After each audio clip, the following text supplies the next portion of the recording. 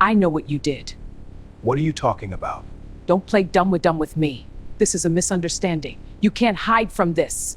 Let's talk privately.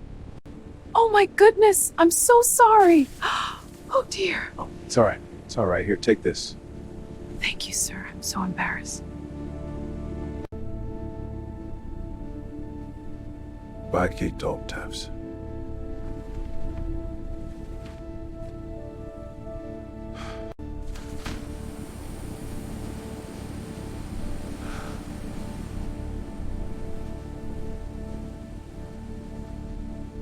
The moment my wife laughed at the quiet black man sitting beside us in first class, I wanted to disappear into my seat.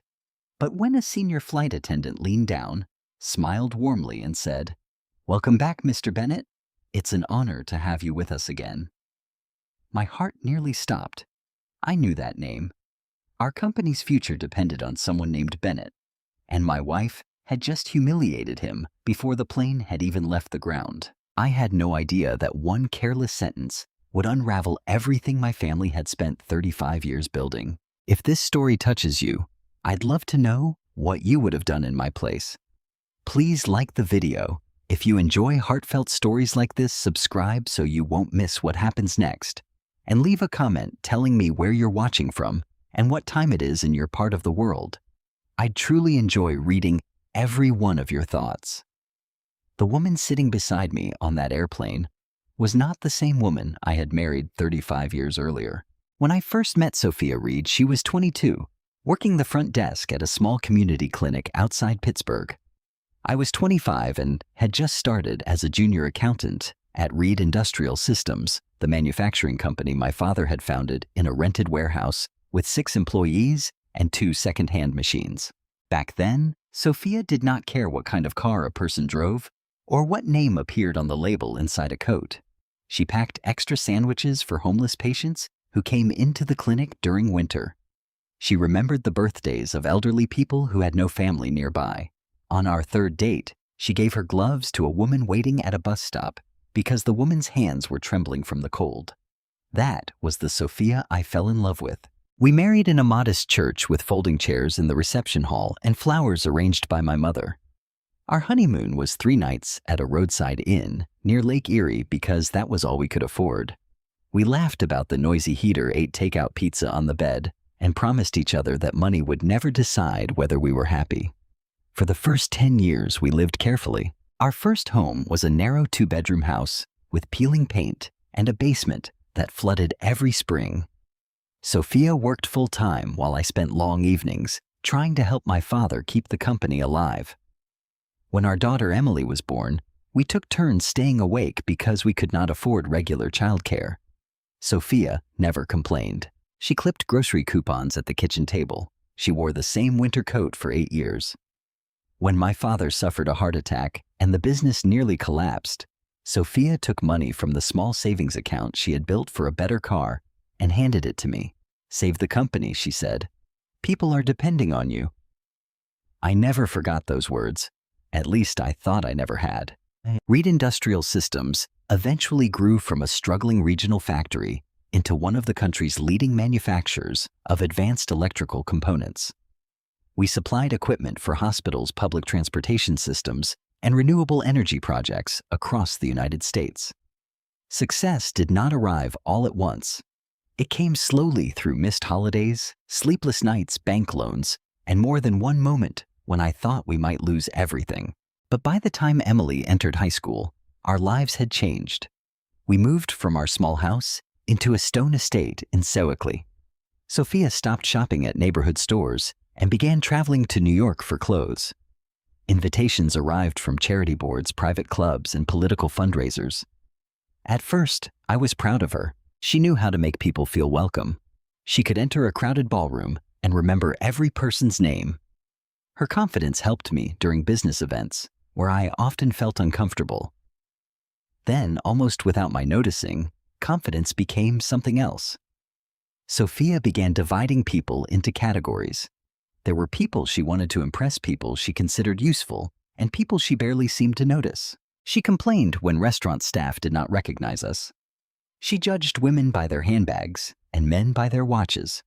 She once refused to attend a neighborhood fundraiser because she said the guest list was too ordinary. I told myself it was harmless. I told myself that Sophia had sacrificed so much during our difficult years that she deserved to enjoy what we had built. The truth was less flattering. I stayed silent because silence was easier than conflict. One evening, a young hotel employee accidentally brought our luggage to the wrong room. Sophia criticized him so harshly that his face turned red. I apologized after she walked away and gave him a generous tip, as though money could erase what he had endured. Another time at a company Christmas dinner, she asked one of our black department managers whether he had entered through the service entrance. The moment became painfully quiet. Sophia laughed and claimed she had been joking. I should have confronted her. Instead, I changed the subject. That memory returned to me years later as I sat in first class and watched her look at Marcus Bennett with the same careless superiority. But the flight was only part of what made that week dangerous. Reed Industrial Systems was facing the most serious crisis in its history. Although our revenue appeared strong, we had spent heavily to modernize 3 factories and develop a new line of energy-efficient components. Then, a major customer canceled a long-term contract. Interest rates rose. Supply costs increased. 2 competitors began undercutting our prices. We were not bankrupt, but we were running out of time. Without new capital, we would have to close at least one factory and eliminate nearly 2,000 jobs. Richard Collins, our 69-year-old board chairman, had been with the company since my father's earliest days. He was a steady man with silver hair, a quiet voice, and a habit of removing his glasses whenever he was about to say something serious. 3 days before our flight, Richard asked me to meet him privately in his office. He closed the door and placed a thick folder on the desk. "We may have found our answer," he said. I sat across from him. A buyer, not a buyer. A strategic investor. He explained that a private investment group was considering placing $700 million into Reed Industrial Systems. The money would protect our factory's fund expansion and keep the company independent. $700 million. It was more than enough to stabilize everything. "Who are they?" I asked. Richard hesitated. "The family office has requested confidentiality until the preliminary review is complete. While they don't only examine numbers, they study leadership, workplace culture, and how companies treat people when no one important is watching." That sentence stayed with me. "When do we meet them?" "Their chief executive is coming to San Francisco next week.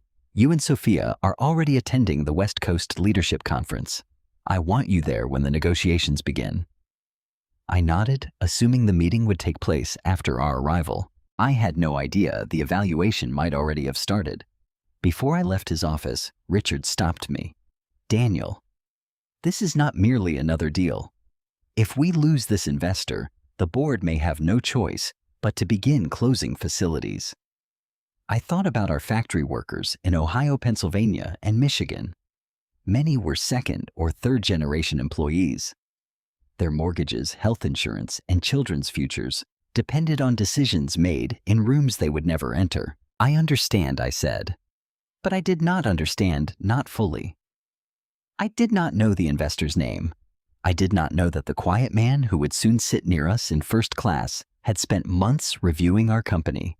And I certainly did not know that my wife's worst qualities were about to be displayed in front of the one person whose judgment could determine whether thousands of families kept their livelihoods. Looking back, I can see that the disaster did not begin on the airplane. It began every time Sophia crossed a line and I pretended not to see it.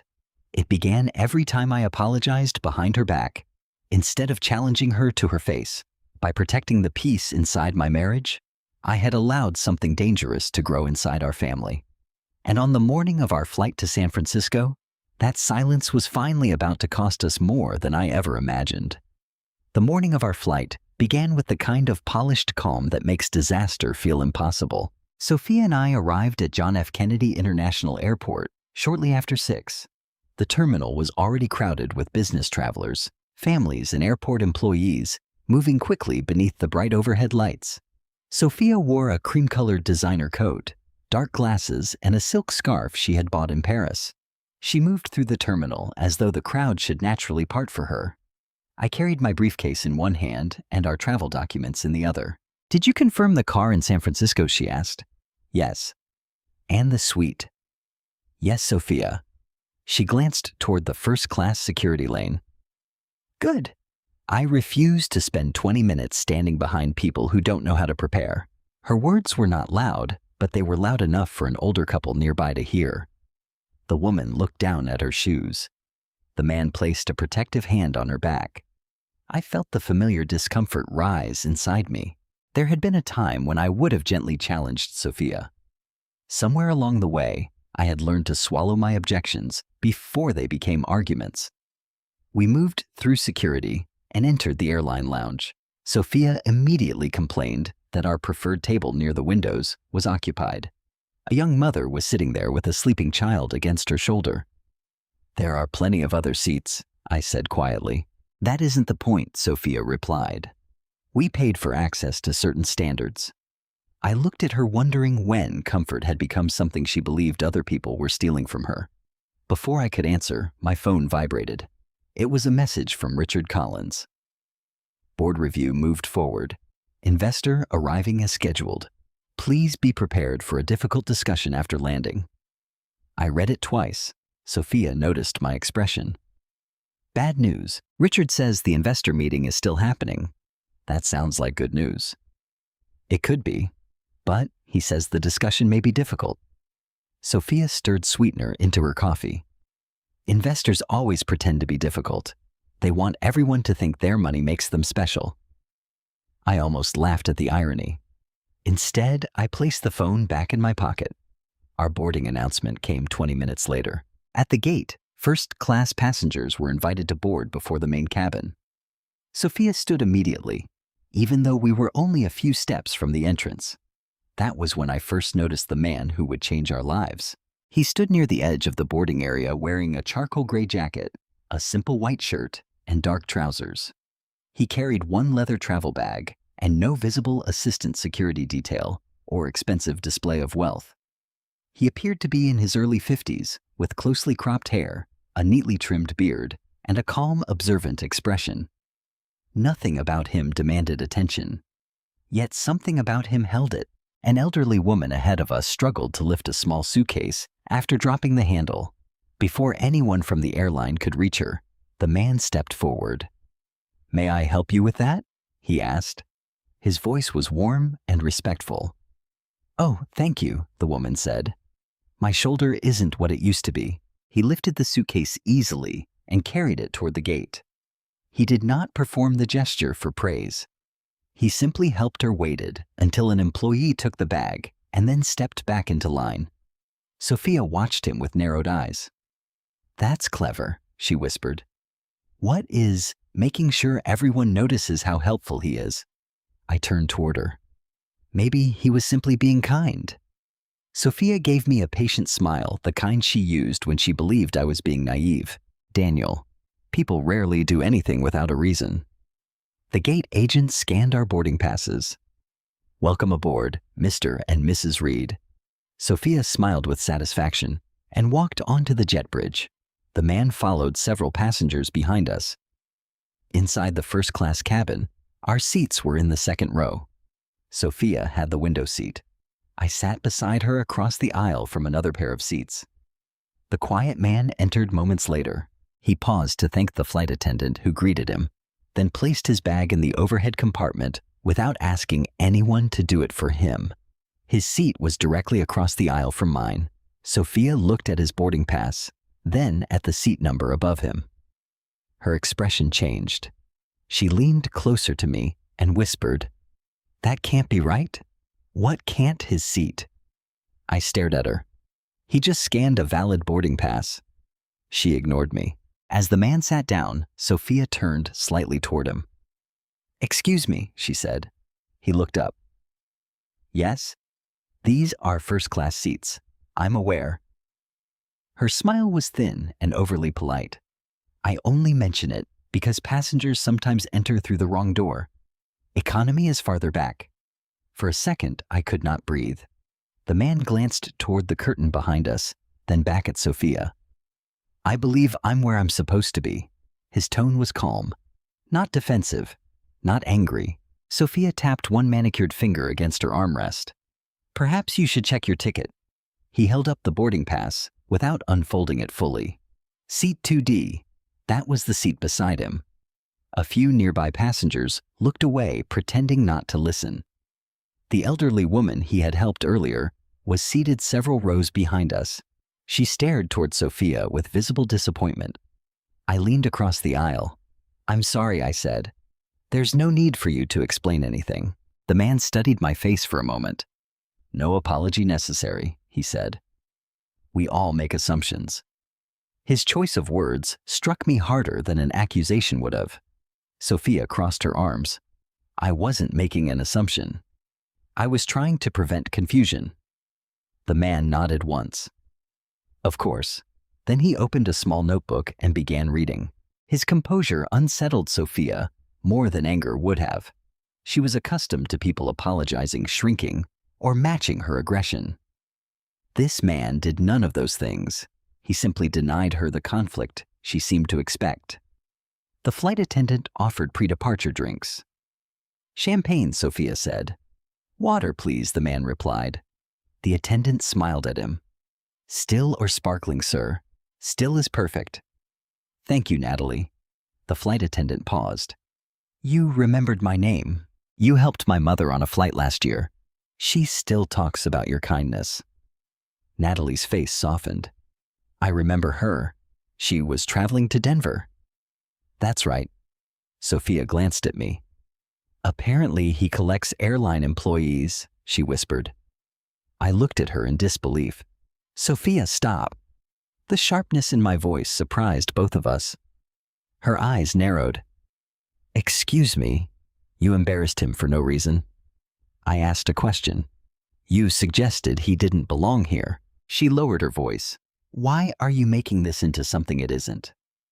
I wanted to answer honestly, because it was exactly what it looked like.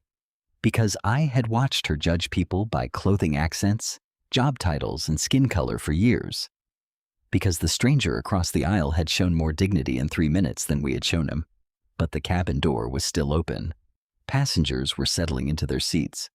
I told myself this was not the place for a confrontation. Once again, I chose delay. The man closed his notebook and looked out the window as airport vehicles moved beneath the morning sky. I noticed the notebook cover was embossed with 2 small initials, MB. At the time, those letters meant nothing to me. The aircraft pushed away from the gate and began taxiing toward the runway. Sophia adjusted her scarf and stared forward, pretending the incident had ended. But I could feel something had shifted. A young flight attendant approached the man and quietly asked whether he needed assistance with a scheduled call after landing. He thanked her and said his driver had already coordinated everything. Then she added, "The San Francisco team has been informed of your arrival." Sophia did not seem to notice. I did. What team? What arrival? The questions moved through my mind, but I dismissed them. Important people traveled every day. Perhaps he was a lawyer, a consultant, or a corporate executive from another industry. As the plane accelerated down the runway, I looked across the aisle. The man sat with his hands resting calmly over his notebook. His eyes were closed, his expression peaceful. Sophia had treated him as though he needed to prove he belonged, yet he appeared to be the only person in the cabin who had nothing to prove. I did not know his name then. I did not know he had already read dozens of confidential reports about Reed Industrial Systems, and I did not know that by the time our flight landed, Sophia would give him a second reason to question everything my family represented. About 40 minutes after takeoff, the seatbelt sign was switched off. The cabin settled into the quiet rhythm unique to first-class travel. Soft conversations drifted through the air. Laptops opened, newspapers rustled. The scent of fresh coffee mixed with warm bread from the galley. Outside the window, the clouds stretched beneath us like endless white fields. For a few minutes, I allowed myself to believe the awkward exchange during boarding was behind us. I couldn't have been more wrong. Sophia opened her tablet and began reviewing the schedule for the leadership conference in San Francisco. "We have dinner with the governor's economic committee Thursday evening," she said without looking up. "I remember. And Friday is the investors' reception." I nodded. "Good. We need to make the right impression." I almost smiled at the irony of those words. The woman who was worried about making a good impression had no idea how badly she had already damaged one. Across the aisle, Marcus Bennett quietly reviewed several printed documents. Every few minutes, he made handwritten notes in the margins instead of typing on a laptop. There was something almost old-fashioned about him. No expensive watch displayed for attention, no designer logo visible anywhere, no assistant hovering nearby, just a calm man doing his work. Several flight attendants passed him throughout the morning. Each greeted him warmly, not with the exaggerated politeness often reserved for wealthy passengers, but with genuine familiarity. He thanked every one of them by name. That detail stayed with me. People rarely remembered the names of those serving them. Marcus remembered everyone. About an hour into the flight, breakfast service began. Natalie, the senior flight attendant, approached our row with a warm smile. "Good morning, Mr. Reed. Mrs. Reed?" "Good morning," I replied. Sophia barely looked up. "I'll have the vegetable omelet." "Very good." Natalie turned toward Marcus. "And for you, Mr. Before she could finish, Marcus smiled. "The fruit plate today, Natalie. Thank you." "You remembered." "I had it on my last trip." She laughed softly. "I'll make sure the kitchen prepares it exactly the way you like." Sophia watched the exchange. As soon as Natalie walked away, she leaned toward me. "See? What? They know each other." So he's obviously one of those people who practically lives on airplanes." I shrugged. "Maybe he travels for work. Or maybe he collects airline points instead of buying a real jet." I stared at her. "Does it matter?" She looked surprised by my tone. "You've become awfully interested in him." "I'm interested in basic courtesy." She rolled her eyes. "You worry too much." Before I could answer, the captain's voice filled the cabin. "Ladies and gentlemen, we've encountered a weather system ahead. Nothing serious, but we expect light turbulence for the next 20 minutes. Please return to your seats and fasten your seatbelts." Passengers obeyed without concern. Breakfast continued. Natalie carefully placed our meals on the tray tables. Coffee followed, then juice. Finally, wine was offered to first-class passengers who wanted it. Sophia accepted a glass of white wine. Marcus declined. "Water is perfect," he said. The turbulence arrived gradually. Small bumps. Nothing unusual. The aircraft rose and dipped gently. Several passengers paused their conversations. Natalie and another attendant carefully continued serving the remaining rows. Then the plane suddenly dropped several feet. Gasps echoed through the cabin. A flight attendant lost her balance for only a second. It was enough. The tray she was carrying tilted sharply. Sophia's wine glass slid across her table. The glass struck the edge of the tray. White wine splashed through the air. Part of it landed across Sophia's cream-colored designer jacket. Another splash struck Marcus's sleeve. For 1 second, everyone froze. The flight attendant immediately looked horrified. "I'm so sorry." Before the young woman could apologize again, Sophia exploded. "This is unbelievable." The entire cabin turned. "My jacket!" she shouted. The frightened attendant stammered. "Ma'am, the turbulence." Sophia wasn't listening. She pointed directly across the aisle. "This happened because he moved." Silence. Absolute silence. I looked at Marcus. He had not moved. His hands were still resting exactly where they had been before the turbulence. The elderly woman behind us spoke quietly. "I don't think that's true." Sophia ignored her. Marcus calmly reached into his bag and removed a clean handkerchief. Instead of defending himself, he handed it to the terrified flight attendant. "I think she needs this more than I do." The young woman looked as though she might cry. "Sir, it's all right." He gently wiped the wine from his own sleeve before helping steady the serving tray that had nearly fallen. He was helping the very employee whose mistake had stained his clothing. Meanwhile, my wife was still furious. This jacket cost nearly $3,000. Marcus looked toward her. I'm sorry your jacket was damaged. Sophia stared at him. You're apologizing. I'm sorry you experienced an unpleasant morning. His voice remained calm, measured, without even a trace of sarcasm. Somehow, that seemed to make Sophia even angrier. You don't seem very concerned. I don't believe anger would improve the situation. Her cheeks flushed. So, now you're giving me life advice. Before Marcus could answer, Natalie hurried over from the galley. She immediately checked on the young attendant. Rachel, are you all right? I spilled the tray. Natalie nodded reassuringly. It was turbulence. Then she noticed Marcus's stained sleeve. Oh no, Marcus smiled. It's only water and a little wine. She looked relieved. Thank you for being so understanding. Sophia interrupted. Understanding my jacket is ruined. Natalie apologized professionally. We'll certainly arrange compensation for the cleaning, Mrs. Reed. Sophia folded her arms. It isn't just the jacket. Natalie waited. I shouldn't have to deal with this because other passengers don't know how to stay still. Every word landed heavily inside the quiet cabin. Marcus said nothing, not one word. He simply resumed folding his handkerchief. I could feel dozens of eyes watching us. Not him, us. For the first time in many years, I wasn't merely embarrassed by Sophia. I was ashamed. Ashamed that everyone assumed we belonged together. Ashamed because they were right. I reached across the aisle. Mister, he looked at me. I'm truly sorry. He offered a small smile. You've apologized twice now. It still doesn't feel like enough. It isn't your responsibility.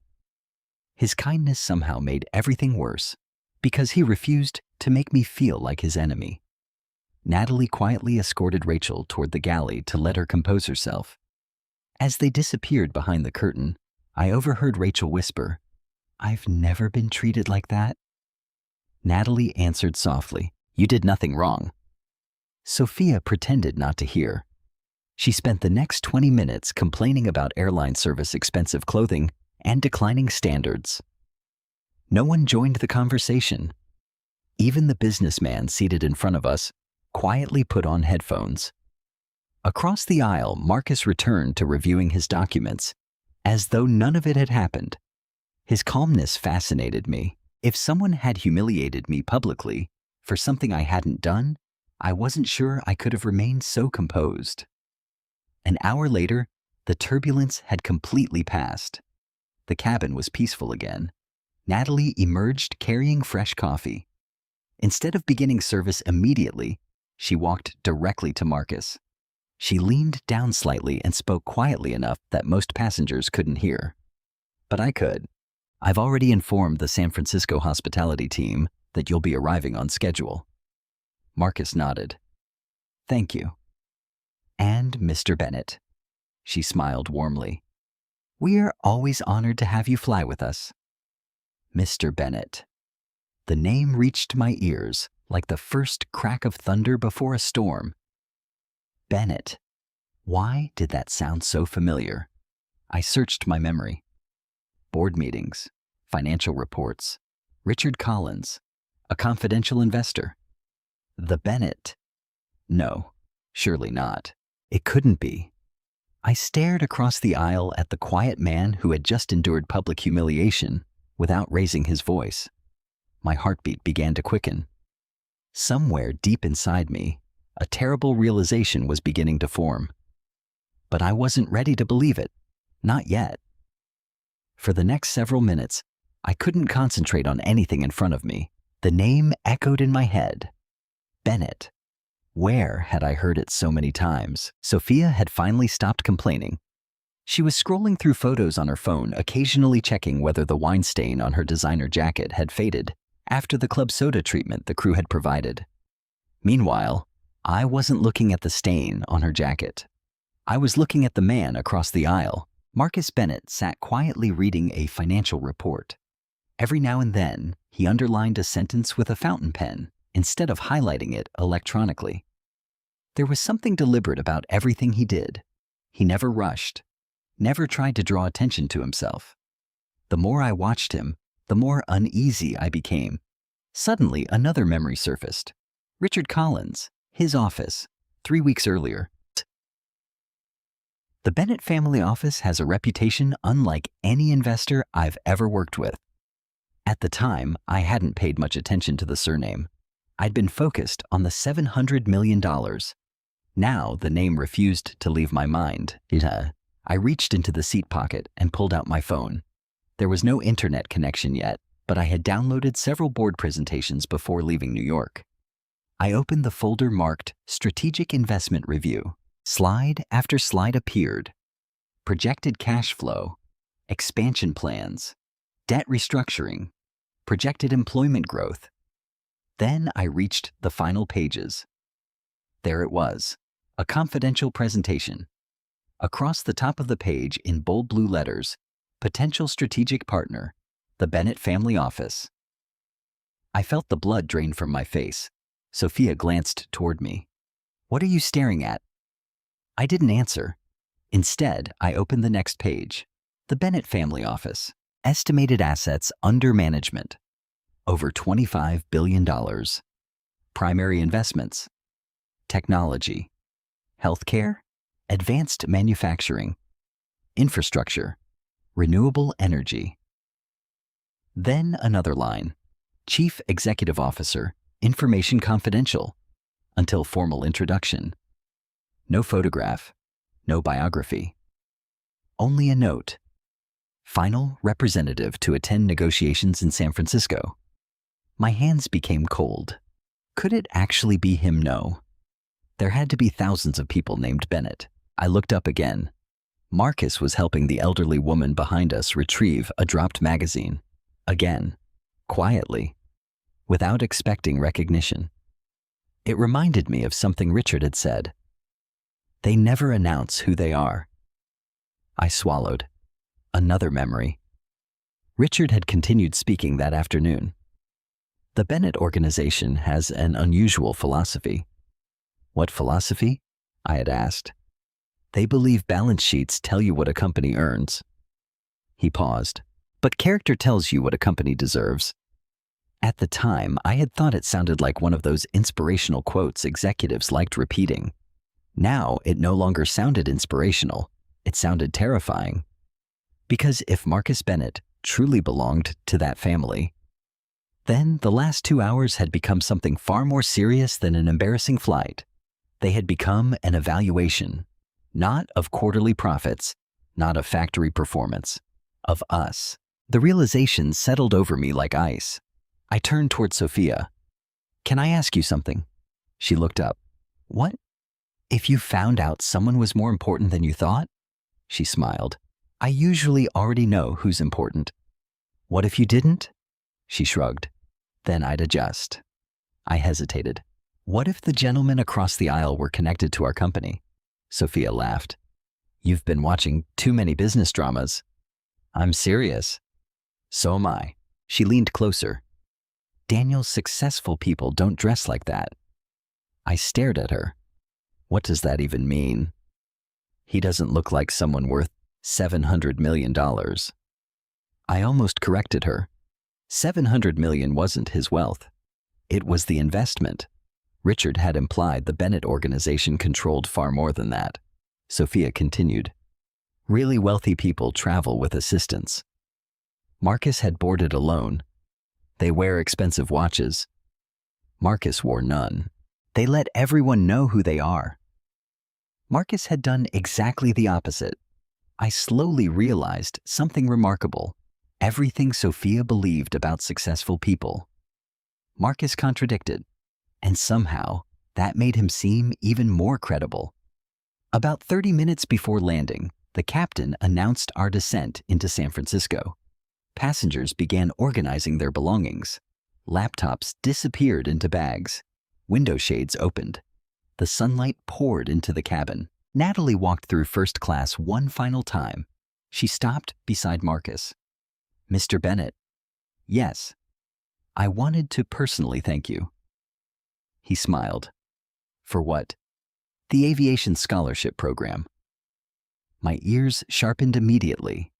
She continued, "My nephew graduated this spring because of your foundation." Marcus looked genuinely pleased. "How's he doing?" "He just started flight school." "That's wonderful."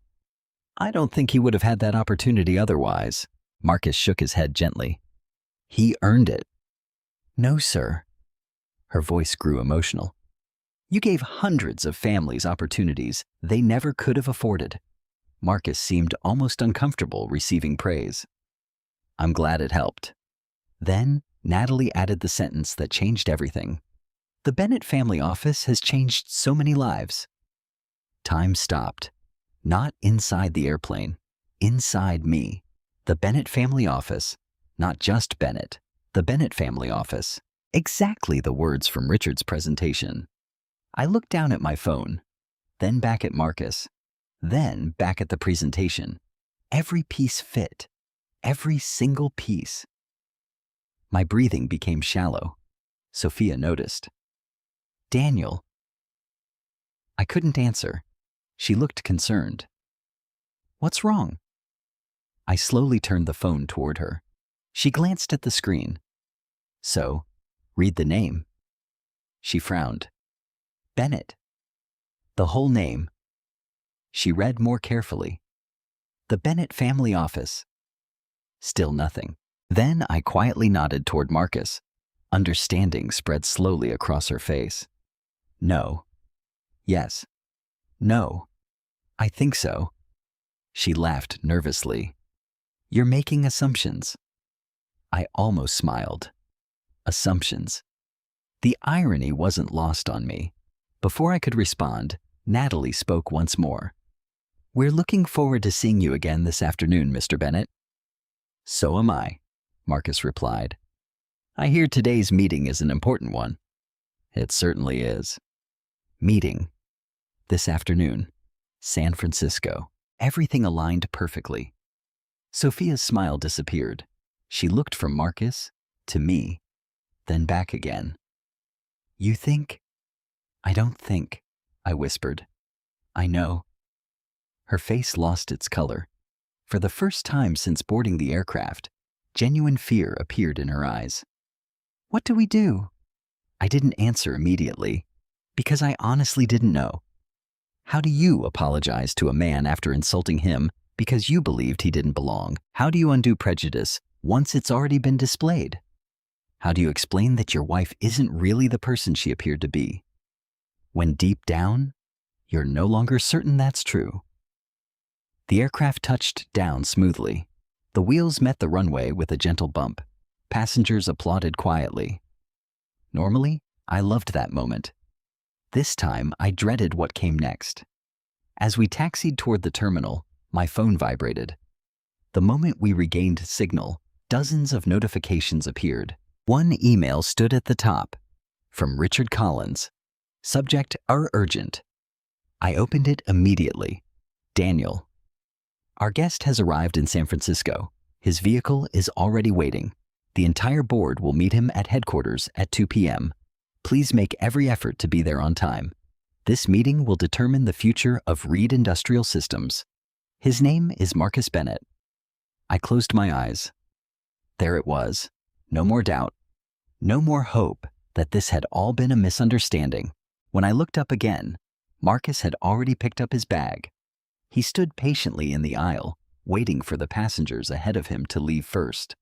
Not pushing, not rushing, just waiting. Sophia reached for my arm. "Daniel." Her voice trembled. "What if he refuses to invest?" I looked at the man walking calmly toward the aircraft door. Then I answered with complete honesty. "I'm no longer worried about the investment." She stared at me. "I'm worried about what he learned about our family before we ever had the chance to introduce ourselves." As Marcus stepped off the airplane without looking back, I had the unmistakable feeling that the real story was only beginning. The drive from San Francisco International Airport to our headquarters should have taken 40 minutes. That afternoon, it felt like 4 hours. Neither Sophia nor I said much after leaving the terminal. Our driver Michael greeted us with his usual cheerful smile, loaded our luggage into the company SUV, and asked how the flight had been. "Fine," Sophia answered quickly. I simply nodded. Michael glanced at us through the rearview mirror, sensing the tension. "Everything all right?" "Just a busy day ahead," I replied. He accepted the answer and focused on the road. Outside the window, the familiar skyline of San Francisco came into view. Normally, I enjoyed watching the city emerge through the morning fog. Today, I barely noticed it. My mind kept replaying every second aboard the airplane. Sophia suggesting Marcus didn't belong in first class. Her accusing him after the wine spilled. Her sarcastic remarks. My own silence. Perhaps worst of all, Marcus had never once defended himself. That bothered me more than if he had argued, because people who are secure in themselves rarely feel the need to prove anything. Sophia suddenly broke the silence. "Maybe he won't recognize us." I turned toward her. We sat 3 feet away from him for almost 6 hours. She looked down. "I know. He'll remember." She sighed heavily. "I've embarrassed myself before. This is different." "How?" I looked out the window before answering. "Because this isn't about embarrassment anymore." She crossed her arms. "You really think he's going to destroy a $700 million investment over one unpleasant flight?" I thought carefully before answering. "No?" "Then why are you acting like this?" "Because Richard told me something I didn't fully understand until today." "What?"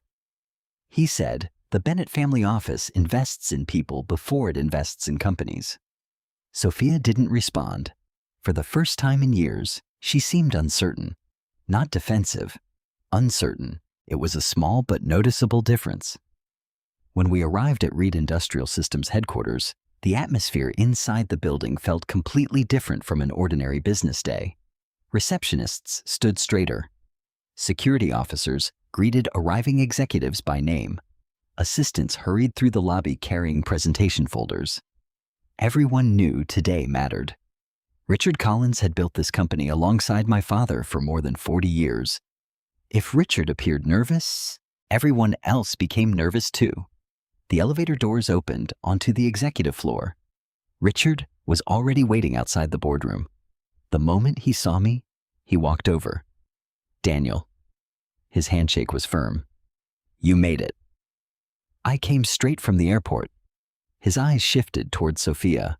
She forced a smile. "Good afternoon, Richard." He greeted her politely before lowering his voice. "How was your flight?" I hesitated. "Too long." Richard noticed immediately. "What happened?"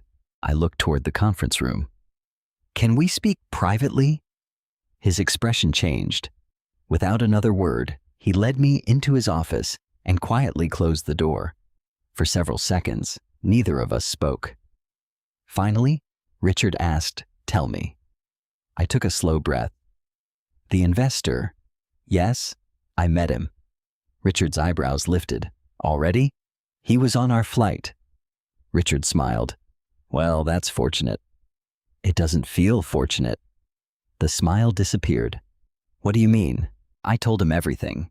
Not just the wine. Everything. How Sophia questioned Marcus's seat. How she implied he belonged in economy. How she blamed him during the turbulence. How he remained calm throughout it all. Richard never interrupted. He simply listened. When I finished, he removed his glasses and rubbed his forehead. "Oh, Daniel. I know. You are absolutely certain it was Marcus Bennett." I handed him the email. He read it once before quietly setting the phone on his desk. Then he leaned back in his chair. For almost 30 seconds, he said nothing. Finally, he spoke. "You understand what worries me most. The investment." He slowly shook his head. "No." I frowned. "Then what?" Marcus Bennett is one of the most patient people I've ever met. That wasn't the answer I expected. Richard continued. He built his reputation by never making emotional decisions. Isn't that good? It usually is. He folded his hands. But when someone like Marcus quietly changes his mind, he rarely changes it back. The words settled heavily between us. I looked toward the closed office door. Sophia doesn't fully understand. Richard gave me a sympathetic look. Does she know who he is? Yes. And she thinks an apology will solve everything. Richard slowly exhaled. I've worked with the Bennett organization before. You have twice. He stood and walked toward the window overlooking the factory complex. Marcus isn't interested in perfect people. That surprised me. He knows everyone makes mistakes. Richard turned back toward me. What he watches is what people do after they make them. Those words gave me a small measure of hope. Maybe everything wasn't lost. Maybe there was still time. A knock interrupted us. Richard's assistant opened the door. Mr. Collins. Yes? The executive team has arrived. We'll be there in a moment. She hesitated. There's one more thing. Richard nodded.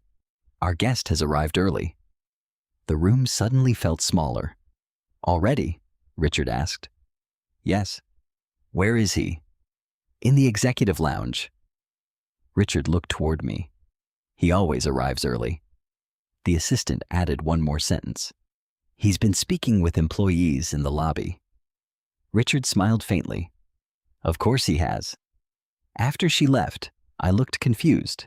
Why would he spend time in the lobby? Richard answered immediately. Because Marcus believes receptionists and maintenance staff usually know more about a company's culture than its executives. Another lesson.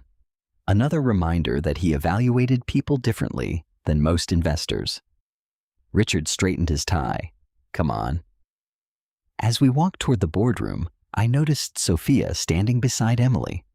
Our daughter smiled when she saw me. Dad? She hugged me briefly. Big day. It certainly is. Emily had inherited Sophia's intelligence, but thankfully most of my temperament.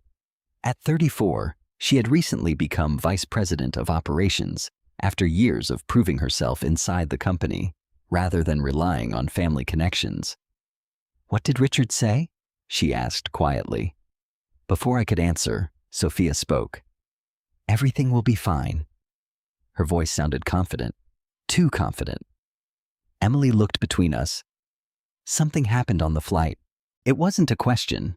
Sophia answered before I could. There was a misunderstanding. Emily raised an eyebrow. What kind of misunderstanding? Nothing important. I looked directly at Sophia. It was important. Emily's expression changed. What happened? Before either of us could explain, the conference room doors opened. Every executive immediately stood. The room fell completely silent. Marcus Bennett entered, carrying the same leather bag he had taken onto the airplane. No expensive entourage, no security guards, no dramatic entrance. Just Marcus. He wore a navy suit now, instead of the travel jacket. Otherwise, nothing had changed. His posture remained relaxed. His expression remained calm. His eyes moved naturally around the room until they reached ours. For one brief moment, our eyes met. There was no anger, no smug satisfaction, no hint of revenge, only quiet recognition. Then Marcus smiled politely. Good afternoon. His voice was exactly the same as it had been on the airplane, professional, warm, composed. Richard stepped forward. Marcus, welcome to Reed Industrial Systems. It's good to be here. Richard began introducing each executive around the table. Marcus greeted every person with the same respectful handshake. Then he reached Sophia. She visibly stiffened. Mr. Bennett. Her voice barely rose above a whisper. Marcus smiled kindly. Mrs. Reed. He shook her hand exactly as he had everyone else's. No tighter, no colder, no hesitation, nothing. That somehow made the guilt even heavier. When he reached me, he extended his hand. "Mr. Reed." I accepted it. "I'm glad you arrived safely." His smile never changed. So am I. No accusation, no reference to the flight, nothing. Emily watched the exchange carefully. She leaned toward me and whispered, "Dad?" "What?" Why do I feel like everyone knows something I don't? Before I could answer, Richard invited everyone to take their seats. Marcus sat opposite the executive team. He opened a slim leather folder. Then, with complete calm, he looked around the room. "I've spent the past several months studying your company." Every executive became perfectly still. Marcus continued, "I've reviewed your financial performance." He paused. "I've visited 2 of your factories without announcing who I was." Several executives exchanged surprised looks. "I've spoken with employees." Another pause. "I've observed your leadership." Then he looked directly at me. "And today," his eyes briefly shifted toward Sophia before returning to the room, "I learned a little more." My heart sank. He hadn't forgotten anything. He simply hadn't chosen the moment to reveal it. And somehow, that frightened me far more than if he had confronted us the moment he walked through the door. You could have heard a pin drop. No one in the boardroom moved after Marcus finished that final sentence. And today I learned a little more. The words were simple. There was no accusation, no raised voice, no mention of the airplane. Yet, every executive around the table seemed to sense there was more behind them than Marcus intended to reveal. Richard Collins was the first to speak. "Marcus, before we begin today's presentation, I'd like to say how grateful we are that you accepted our invitation." Marcus smiled politely. "Thank you, Richard." He folded his hands on the conference table. "I've been looking forward to today's conversation." His tone remained warm, but I noticed something I hadn't seen on the airplane.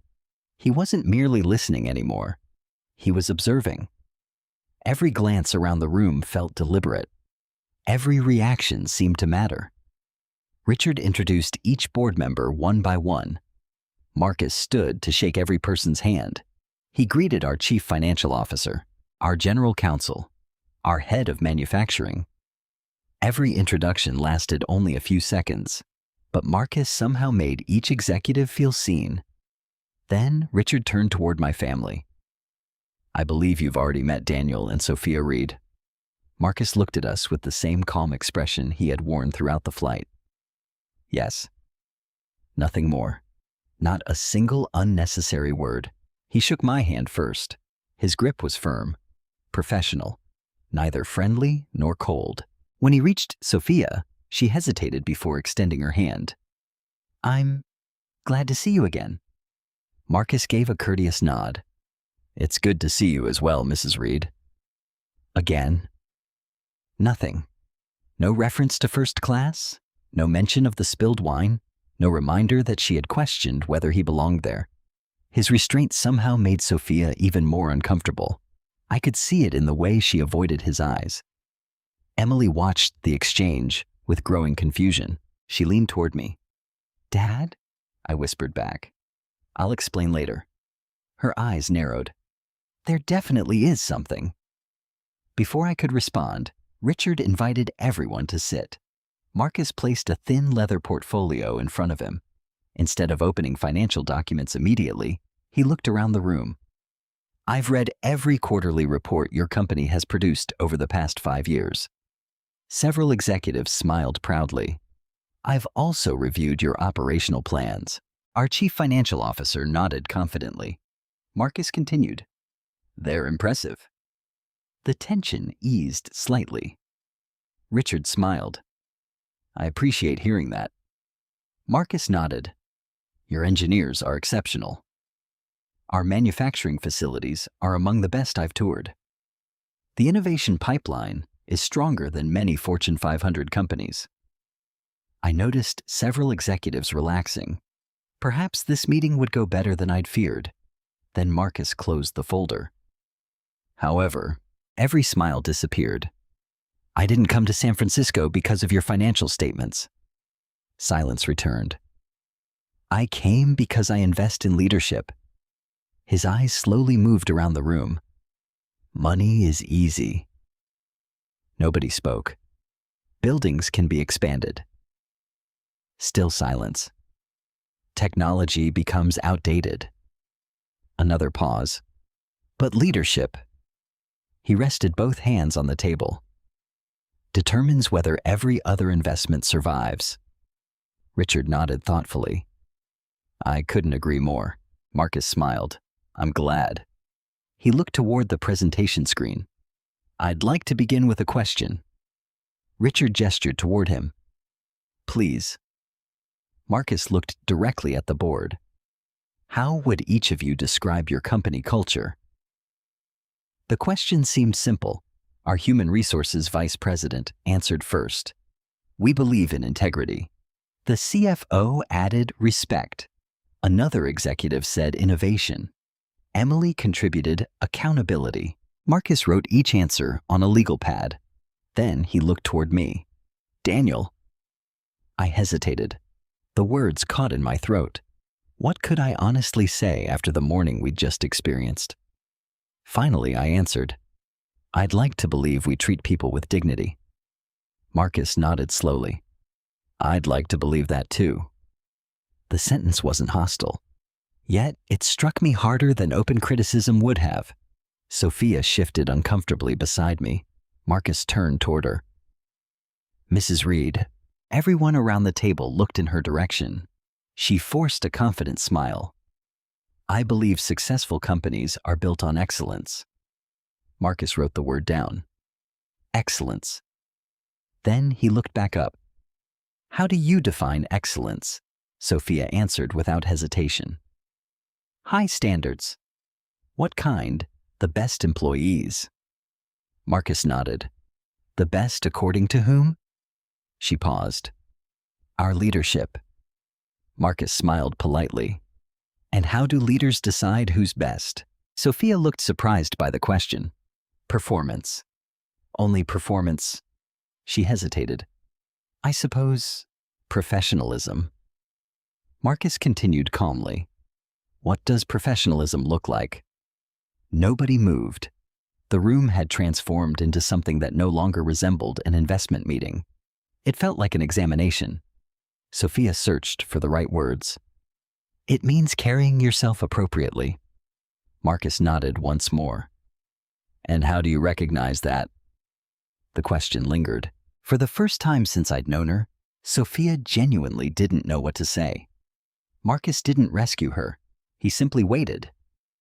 Finally, she answered. You can usually tell. Marcus looked at her quietly. Can you? No sarcasm, no accusation, just one question. The silence that followed felt endless. Richard finally stepped in. Marcus? He smiled. I think perhaps you're exploring something deeper. I am. Marcus closed his notebook. My organization has funded more than 80 companies over the past 15 years. He looked around the table. Do you know how many failed? Someone answered softly. I don't? Marcus replied. Very few. Several executives exchanged impressed looks. Our analysts review financial statements. Our attorneys review contracts. Our engineers review operations. He leaned forward slightly. My job is different. What do you review? Richard asked. Marcus smiled. People. The room remained perfectly still. I've learned something over the years. He paused. Financial problems are usually temporary. Character problems rarely are. I lowered my eyes. Every sentence seemed directed at everyone, yet somehow also directly at me. Marcus continued. I often travel without introducing myself. Several executives looked surprised. I don't arrive with security. I don't announce my position. I don't wear clothing that identifies my company. Emily frowned slightly. Why? Marcus looked toward her. Because titles change behavior. She nodded slowly. When people think you're important, they often become different versions of themselves. Another pause. I prefer meeting the version that appears before they know who I am. The room became almost unbearably quiet. Sophia stared at the conference table. I knew exactly what she was thinking. She was replaying every word she'd spoken on the airplane. Marcus wasn't finished. In my experience, he looked around the room. The receptionist usually tells me more about a company than its CEO. A few people laughed nervously. Marcus smiled. The maintenance staff, the cafeteria workers, the security officers. They all notice how leaders behave when they think nobody important is watching. Richard slowly nodded. That's a remarkable philosophy. Marcus answered softly. It has saved us billions. No one questioned him after that. Instead, he reached into his portfolio and removed another folder. I'd like to discuss your company culture. The title page appeared on the screen. Leadership assessment, not financial assessment, not investment proposal. Leadership assessment. My heartbeat quickened. This wasn't the meeting any of us expected. It wasn't about quarterly earnings. It wasn't about manufacturing capacity. It wasn't even about $700 million. Marcus had come to answer one question. Did the people leading Reed Industrial Systems deserve to lead it? And somehow, deep inside me, I already knew that my family's behavior on a single airplane had become part of that answer. No one reached for the printed presentation. No one interrupted Marcus. For nearly a full minute, the boardroom remained silent, except for the faint hum of the projector. Across the screen, 4 simple words appeared. People create company culture. No charts, no financial projections, no colorful graphs. Just 4 words. Marcus stood beside the screen with one hand resting lightly on the conference table. I know some of you expected today's meeting to focus on valuation. A few executives exchanged uneasy glances. It will. He smiled. But not yet. Richard Collins folded his hands. Please continue. Marcus nodded. When our analysts reviewed Reed Industrial Systems, they found something impressive. He clicked the remote. Photographs of our factories appeared. Production lines, engineers testing equipment, employees working together.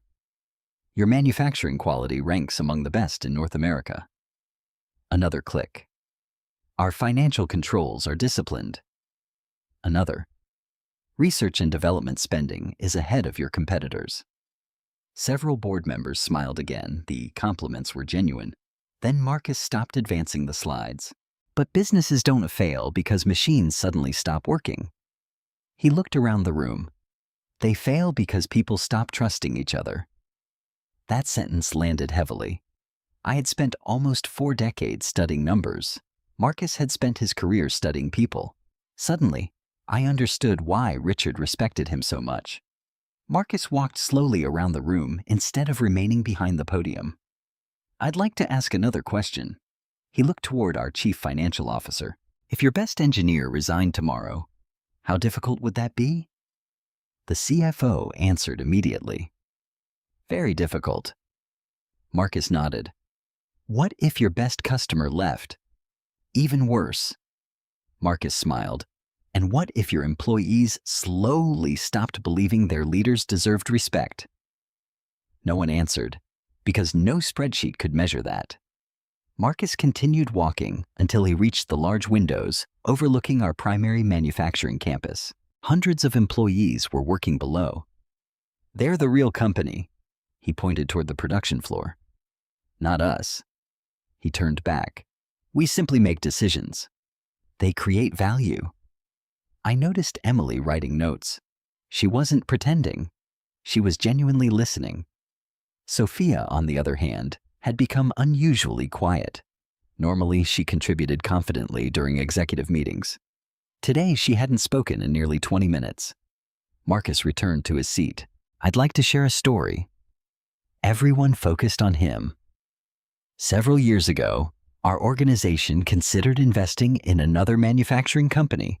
He smiled slightly. Their financial reports were better than yours. A few executives looked surprised. They were larger, more profitable, less indebted. Richard leaned forward. What happened? Marcus answered simply. We walked away.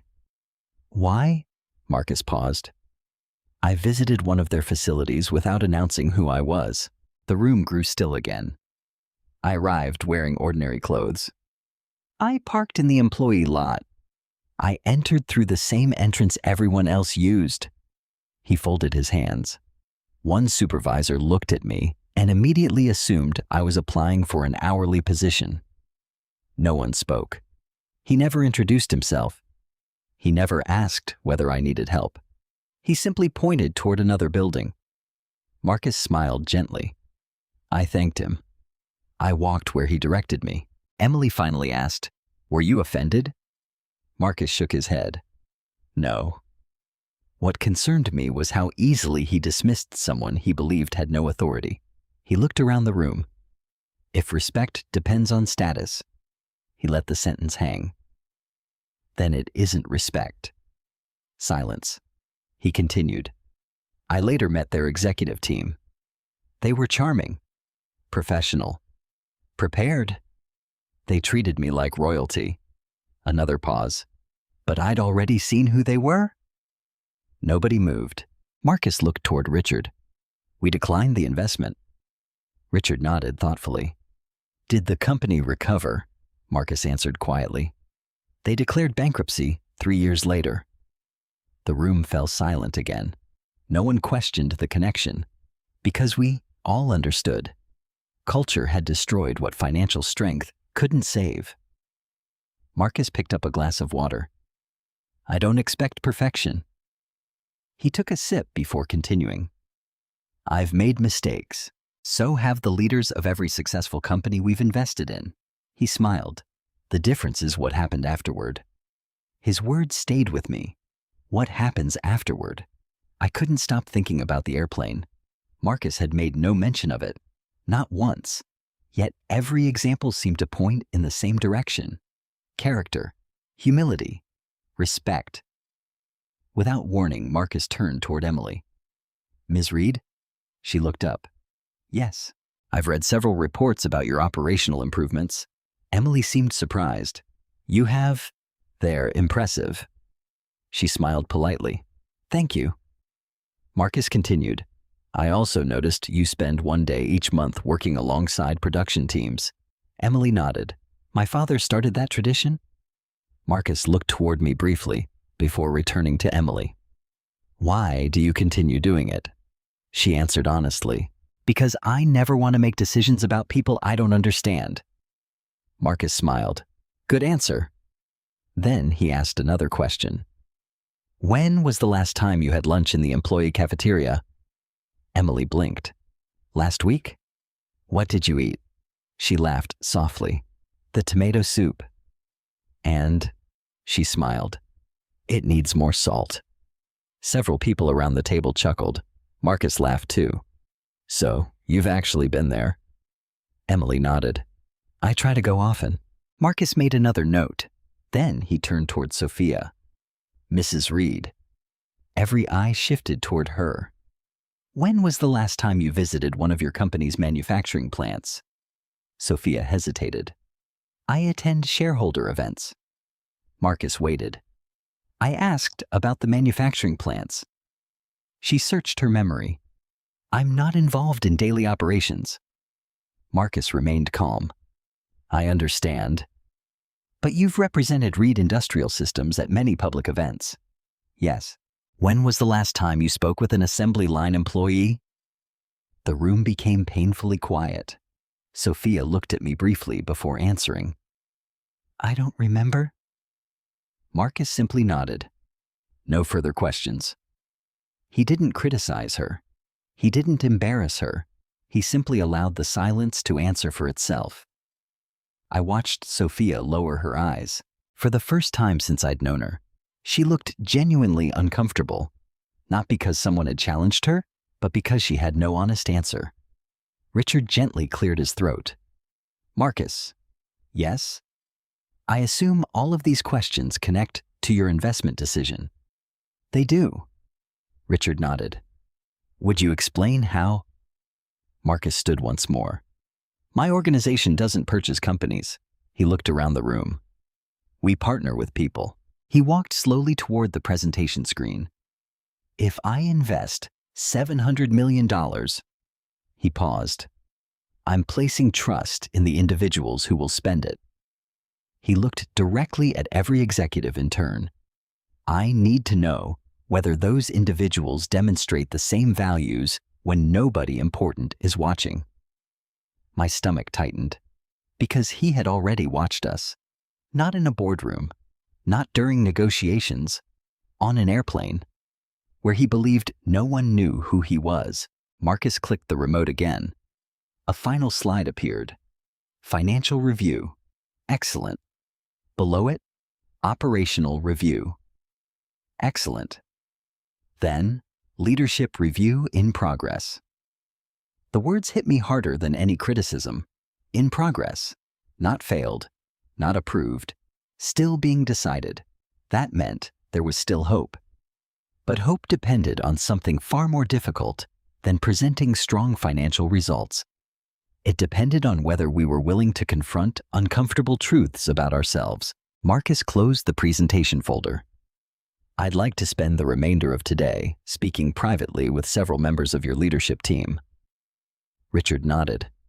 Of course. Marcus looked around the room. I don't need perfect answers. He smiled gently. I only need honest ones. Then his eyes met mine, just for a moment. I've found that honesty often begins where pride finally ends. Those words followed me as the meeting adjourned for lunch, because deep inside, I knew exactly whose pride he was talking about. And for the first time in 35 years of marriage, I wasn't sure whether I had the courage to confront it. Lunch was served in the executive dining room overlooking the bay. Normally, these meals were relaxed. Executives discussed sports, grandchildren, vacation plans, and occasionally business.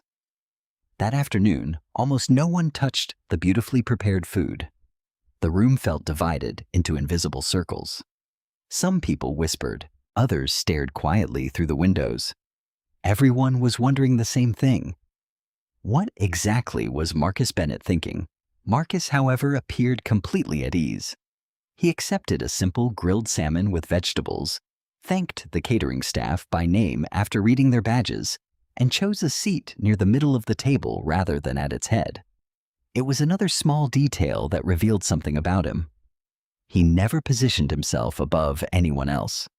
Emily sat across from him. Richard occupied one end of the table. Sophia chose a chair beside me, but barely touched her lunch. She had been unusually quiet since the meeting ended. I had seen my wife angry. I had seen her confident. I had seen her defensive. I had never seen her uncertain.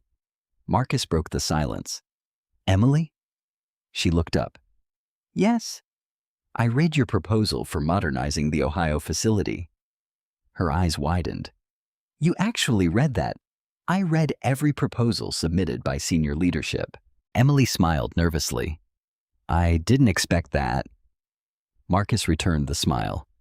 I've learned that presentations tell me what leaders want investors to see. He paused.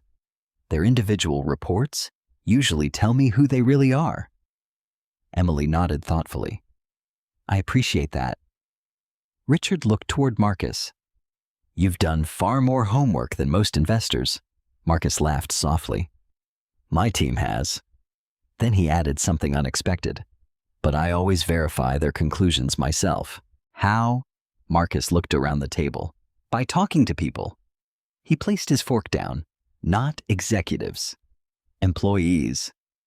After lunch, Marcus asked to tour our headquarters before continuing negotiations. Richard happily agreed. I'll have our communications director accompany you.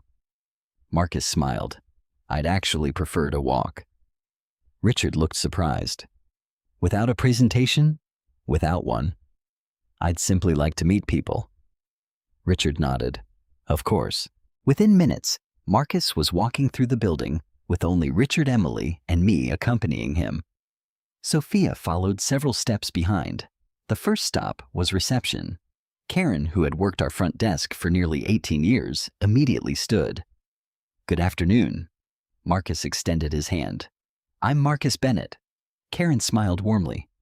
"It's nice to meet you." He looked around the lobby. "Beautiful building." "Thank you." "How long have you worked here?" 18 years. Marcus seemed genuinely interested. "That's impressive." Karen laughed. "I've probably answered 1,000,000 phone calls." "And smiled through every one." "I've tried." Marcus smiled. "What keeps you here?" Karen answered without hesitation. "The people." I felt proud. Marcus asked another question. "If you could change one thing about this company, what would it be?" Karen hesitated. Richard immediately spoke. "You can answer honestly." She looked uncertain. Marcus reassured her. "There are no wrong answers." Karen took a slow breath. "I wish senior leadership spent more time downstairs." Nobody spoke. She quickly added, "Not all of you." Her eyes moved toward me. "Mr. Reed visits often." She smiled at Emily. "So does Miss Reed." Then her smile faded slightly. "But some executives only appear when cameras are around." Out of the corner of my eye, I saw Sophia stiffen. Karen hadn't mentioned her by name. She didn't need to. Marcus simply nodded. "Thank you." He never judged. He never commented. He simply listened. Then he wrote something inside a small notebook. The next stop was our customer service department. Marcus spent nearly 20 minutes talking with representatives who answered calls from clients every day. He asked questions nobody else ever asked. What complaint do you hear most often? What makes your job difficult? If you became CEO tomorrow, what would you change first? The employees answered honestly, not because Marcus intimidated them, because he genuinely seemed to care. I noticed something else. He remembered every person's name after hearing it only once. By the time we had left, he was thanking employees individually. "Thank you, Melissa." "I appreciate your insight, Anthony." "Keep up the good work, Grace." The employees beamed. It cost him almost nothing. Yet, I could see how much those few words meant. Our final stop before returning upstairs was the employee cafeteria. The lunch rush had mostly ended. Only a handful of workers remained. Marcus picked up a tray.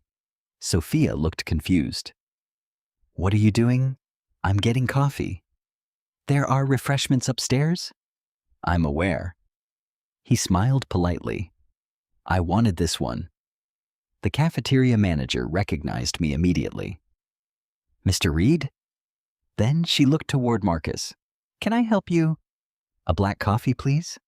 She handed him the cup. "No charge." Marcus shook his head. "I'll pay." "It's really all right." He smiled. "I know. But I'd still like to pay." She accepted the money.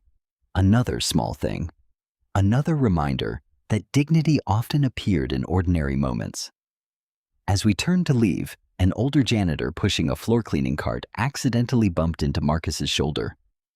The coffee splashed onto Marcus's sleeve. The janitor's face immediately filled with panic. "Oh my goodness. I'm so sorry." Before the man could continue apologizing, Marcus smiled. "It's all right. I should have been watching where I was going." The janitor looked confused. But Marcus picked up several napkins and began wiping the spilled coffee himself. The janitor reached for them. "No, sir. I'll clean it." Marcus gently stopped him. "We'll clean it together." Within seconds, both men were kneeling on the floor wiping away the coffee. Nobody had told Marcus to help. Nobody was watching except us. Sophia stood frozen. I looked at her. Her expression had changed, not dramatically, just enough for me to notice. She was remembering the airplane, remembering the wine, remembering that Marcus had reacted exactly the same way then. He had helped clean a mess he hadn't created, twice. Richard quietly leaned toward me. "Do you see it now?" I nodded. Yes. He isn't testing people. Richard smiled faintly. No. He's showing them who he is. That realization struck me deeply. Marcus wasn't performing kindness to impress us. He had behaved exactly the same way with flight attendants, with receptionists, with cafeteria workers, and now with a janitor. There was no audience he was trying to impress. This was simply who he was. As we walked back toward the executive floor, Marcus finally turned toward me. Daniel. Yes? I've enjoyed today's conversations. I'm glad. He smiled. So have I. Then he asked a question that caught me completely off guard. May I ask you something personal? Of course. When was the last time you told someone close to you that they were wrong? I stopped walking. The hallway suddenly felt very quiet. Richard and Emily continued ahead, giving us space. Sophia slowed behind us. I knew exactly who Marcus meant, but he hadn't said her name. He didn't have to. I answered honestly. Not often enough. Marcus nodded thoughtfully. I suspected that. Those 4 words hit me harder than anything he'd said all day, not because they were cruel, because they were true. He looked at me with quiet understanding. Sometimes kindness and silence aren't the same thing. Then he continued walking, leaving me standing in the hallway, wondering whether the greatest mistake of my life hadn't been marrying Sophia, but spending years protecting her from the consequences of becoming someone neither of us would have recognized 35 years earlier. And for the first time, I began to wonder whether Marcus Bennett had come to save our company, or to expose everything we had been pretending not to see. Marcus's question followed me long after our conversation ended. Sometimes kindness and silence aren't the same thing. I had repeated those words in my mind so many times that by the time I arrived home that evening, they no longer sounded like advice. They sounded like a verdict. The drive back to our hotel was almost completely silent. Sophia stared out the passenger window while the city lights reflected across the glass. She had removed her earrings, loosened the scarf around her neck, and looked exhausted. For the first time in years, she wasn't talking about tomorrow's meetings, social events, or who had impressed her. She wasn't talking at all. When we reached our suite, she walked inside without saying a word. She placed her purse on the dining table, removed her shoes, and poured herself a glass of sparkling water. I closed the door behind us. Neither of us moved for several seconds. Finally, I spoke. We need to talk. She didn't look at me. I figured. I walked toward the windows overlooking the San Francisco skyline. This can't wait. I know. There was no anger in her voice, only fatigue. I turned to face her. Sophia, she interrupted quietly. You're disappointed in me. I took a deep breath. Yes. She nodded once. I thought so. Her calmness surprised me. I had expected an argument. Instead, she looked almost defeated. I've been asking myself something all afternoon, I said. What? When did you stop seeing people? She frowned. I don't understand. I mean really seeing them. She looked away. I see people every day. No, I shook my head. You see titles. She didn't respond. You see clothing. Silence. You see status. Still nothing. But somewhere along the way, my voice softened. You stopped seeing human beings. She finally looked at me. That's unfair. Is it? She hesitated. I made a mistake. You made several. I apologized. To whom? Her eyes narrowed slightly. I haven't had the chance. Exactly.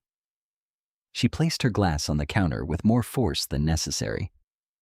So, what would you like me to do? I didn't answer immediately, because for the first time in our marriage, I wasn't interested in winning an argument. I wanted the truth. Instead, I asked a different question. Why did you assume Marcus didn't belong in first class? She opened her mouth, closed it again. She searched for an answer. She stopped. What? I don't know. I waited. Finally, she sighed. I suppose he didn't look like the executives I'm used to meeting. What does that mean? She rubbed her forehead. I don't know anymore. No. I stepped closer. I think you do. Her shoulders tensed. You've spent years deciding who deserves your respect before they've spoken a single word. She looked genuinely hurt. Daniel, you judged him before he even sat down. I know. You accused him when he hadn't done anything. I know. You embarrassed an innocent man. I know. Each admission came quieter than the last. For a moment, neither of us spoke. Then she surprised me. I've never seen you speak to me like this. I nodded slowly. I should have years ago. Those words hung between us. She stared at me. What? I've protected you. She looked confused. Protected me? Every time you embarrassed a waiter, I counted on my fingers. I apologized afterward. Every time you spoke harshly to hotel staff, I fixed it quietly. Every time you judged someone before knowing them, I changed the subject. Her eyes widened. You think this is my fault? I shook my head. No. She looked relieved. Then I finished. I think it's ours. She stared silently. I allowed it? I told myself keeping peace at home mattered more than telling you the truth. I laughed bitterly. Marcus figured that out in one afternoon. Sophia whispered, What did he say to you? I repeated his exact words. Sometimes kindness and silence aren't the same thing. She slowly sat down. She looked older than she had that morning. Not physically. Emotionally. She stared at the carpet for a long time before speaking. When my father became successful, I frowned. She rarely spoke about her childhood. He used to tell me something. What? People treat you the way you allow them to. I listened quietly. He grew up poor. I know. He believed respect had to be demanded. She smiled sadly. I think somewhere along the way, I confused demanding respect with deciding who deserved mine. Her voice cracked. It was the first truly honest thing she had said all day. I sat beside her. I wish you'd told me that years ago. I didn't realize it. She looked toward me. Not until today. I wanted to believe her. Part of me did. Another part wondered whether fear of losing $700 million had finally forced her to confront something she'd ignored for years. As if reading my thoughts, she asked quietly, Do you think I'm only sorry because of the investment? I didn't answer, because I honestly didn't know.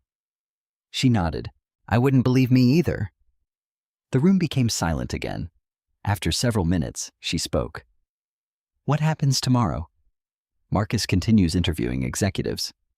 And after that, the board waits. She lowered her eyes. If he refuses, I finished the sentence.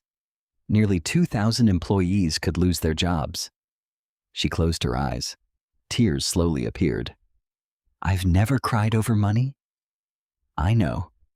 This isn't about money anymore. No. She whispered, I may have hurt people who had absolutely nothing to do with me. For the first time that day, I believed she was beginning to understand. At almost 9 that evening, my phone rang. It was Emily. Dad? Hi. Can I come by? Of course. 20 minutes later, she knocked on our hotel room door. The moment she walked inside, she looked from me to Sophia. You've been arguing. Neither of us answered. Emily sat down. I figured out what happened. Sophia looked surprised. You have? Emily nodded. The man on the airplane. Neither of us spoke. She continued. You knew him before today's meeting. I slowly nodded. He was sitting across the aisle. Emily looked at Sophia. What happened? Sophia opened her mouth. Nothing came out. Finally, I answered. Your mother assumed Marcus didn't belong in first class. Emily looked stunned. What? I continued quietly. Then she blamed him when turbulence caused wine to spill. Emily turned toward Sophia. Mom? Sophia's eyes filled again. I know. Emily couldn't believe it.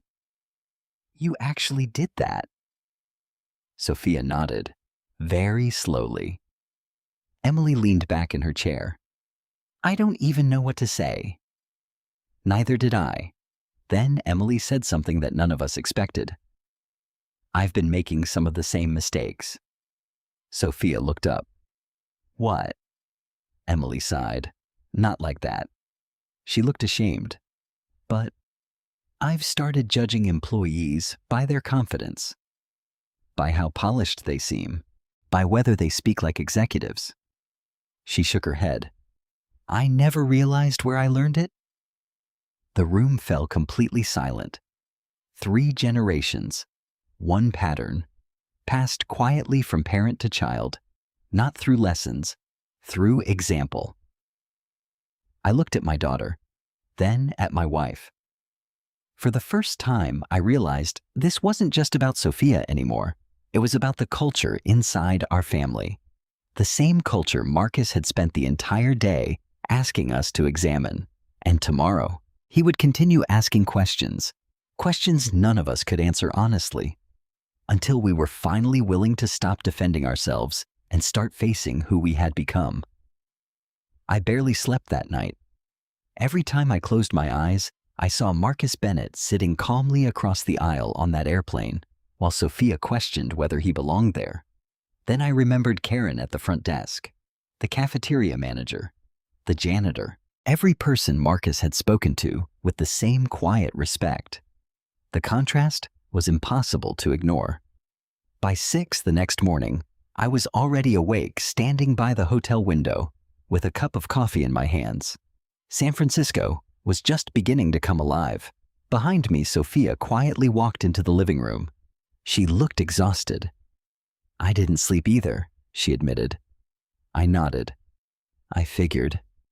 She hesitated before speaking again. Daniel. Yes? If Marcus agrees to meet with me privately? I turned toward her. I'm not going to ask him for the investment. That surprised me. I'm going to apologize. I studied her face carefully. There was no desperation, no calculation, just quiet sincerity. For him, she continued, not for us. I wanted to believe her. Perhaps for the first time in years, I actually did. At 9 o'clock, we returned to headquarters. The atmosphere felt different from the previous day. There was still tension, but now there was something else. Reflection. Word had quietly spread throughout the executive floor that Marcus wasn't conducting ordinary negotiations. He was evaluating leadership itself. Several executives who normally rushed past employees had slowed down. People greeted receptionists. Managers stopped to talk with staff members. Part of me wondered whether those changes were genuine. Another part wondered whether Marcus would recognize the difference. Richard Collins met me outside the boardroom. Good morning. Morning, he smiled gently. I spoke with Marcus over breakfast. I looked up. How did it go? He asked one question. What was it? Richard chuckled softly. Who in this company still believes they have nothing left to learn? I smiled despite everything. That's a dangerous question. It is. Richard's expression grew thoughtful. He believes teachable people build teachable organizations. Before I could respond, Emily joined us. Dad. She looked more serious than usual. I asked Marcus if he'd meet with me privately. You did. She nodded. He agreed. The meeting took place in one of our smaller conference rooms. I wasn't present, only Emily and Marcus. Later that afternoon, Emily told me everything. She said Marcus began by asking about her career, not her title, not her salary, her journey. I read that you started as a production analyst, Marcus said. I did. You weren't placed directly into management. Emily smiled. No. My father insisted I earn every promotion. Marcus nodded approvingly. How many years on the factory floor? 4. And what did you learn there? Emily answered honestly. That spreadsheets never tell the whole story. Marcus smiled.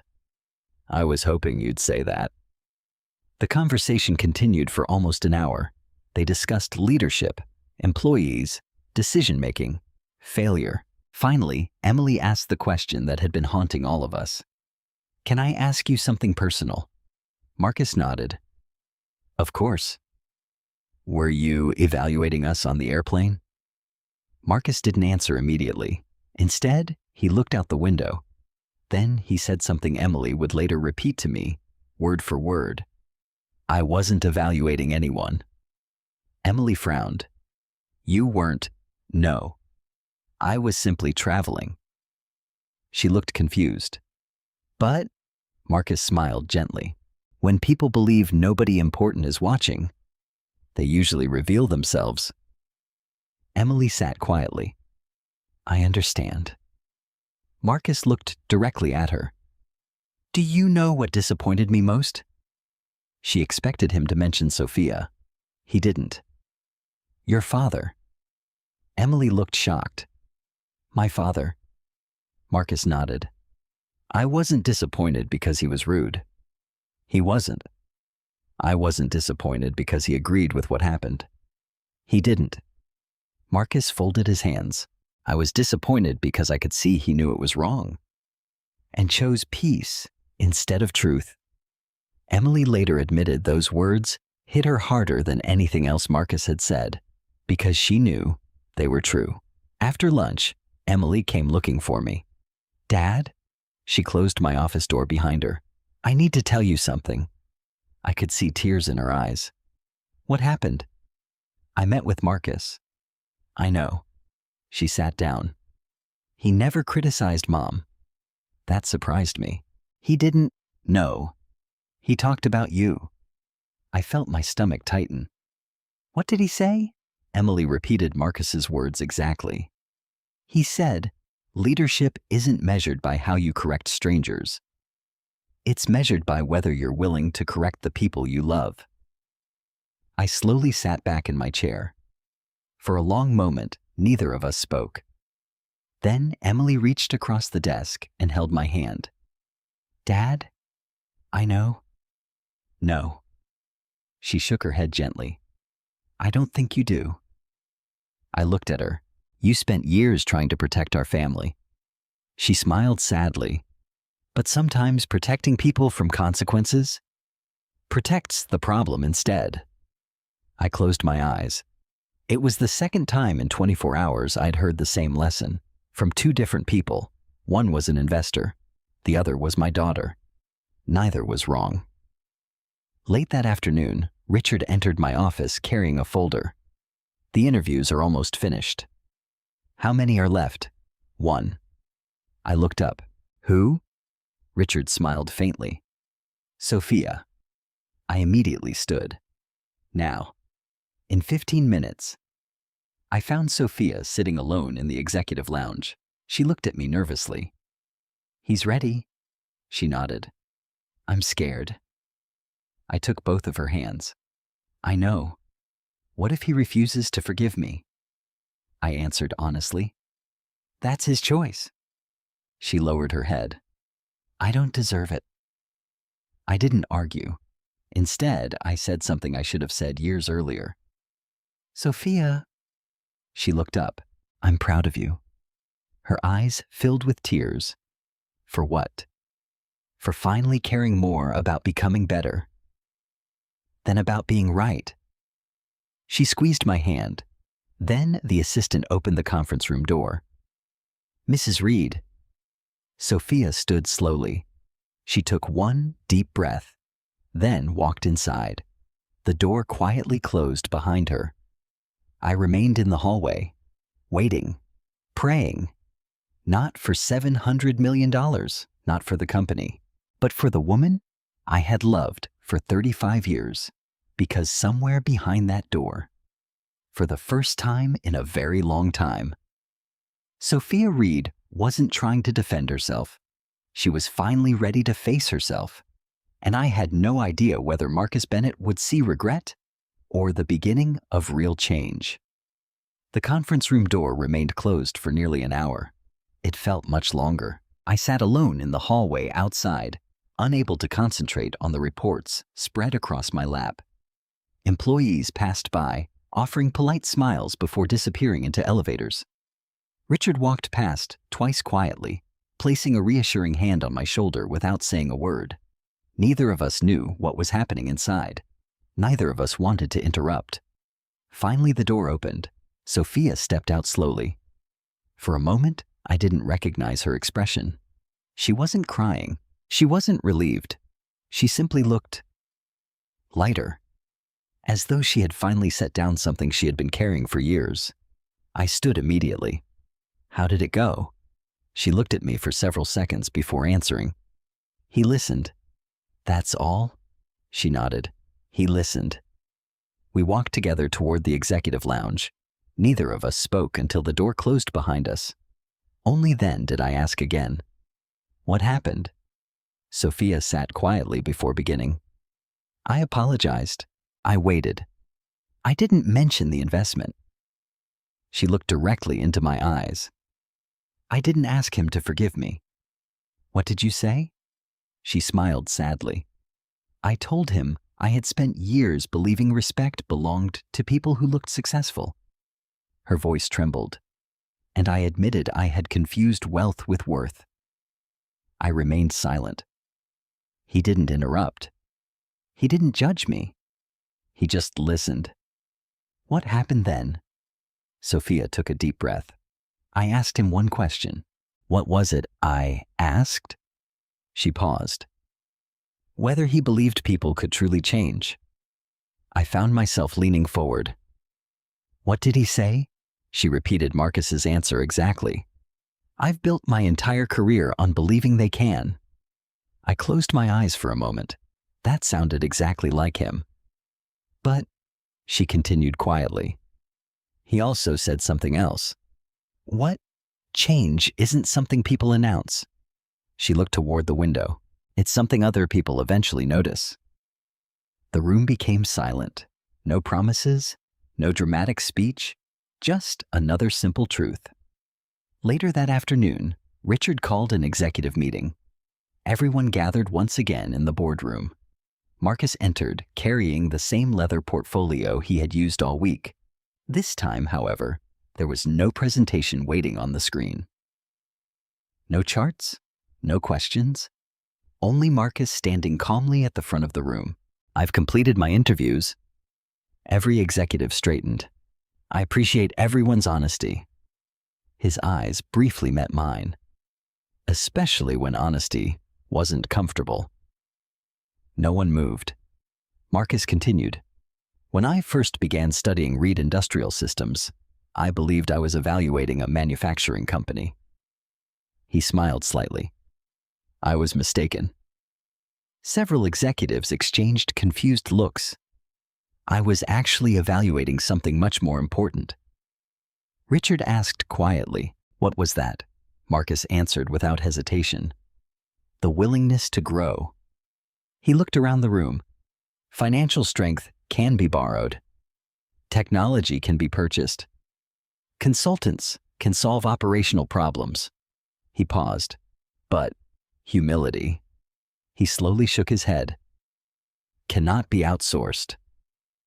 The room remained silent. Marcus walked toward the windows overlooking the factory. "When I visited your Ohio facility months ago, several executives looked surprised. An assembly worker told me something." He smiled.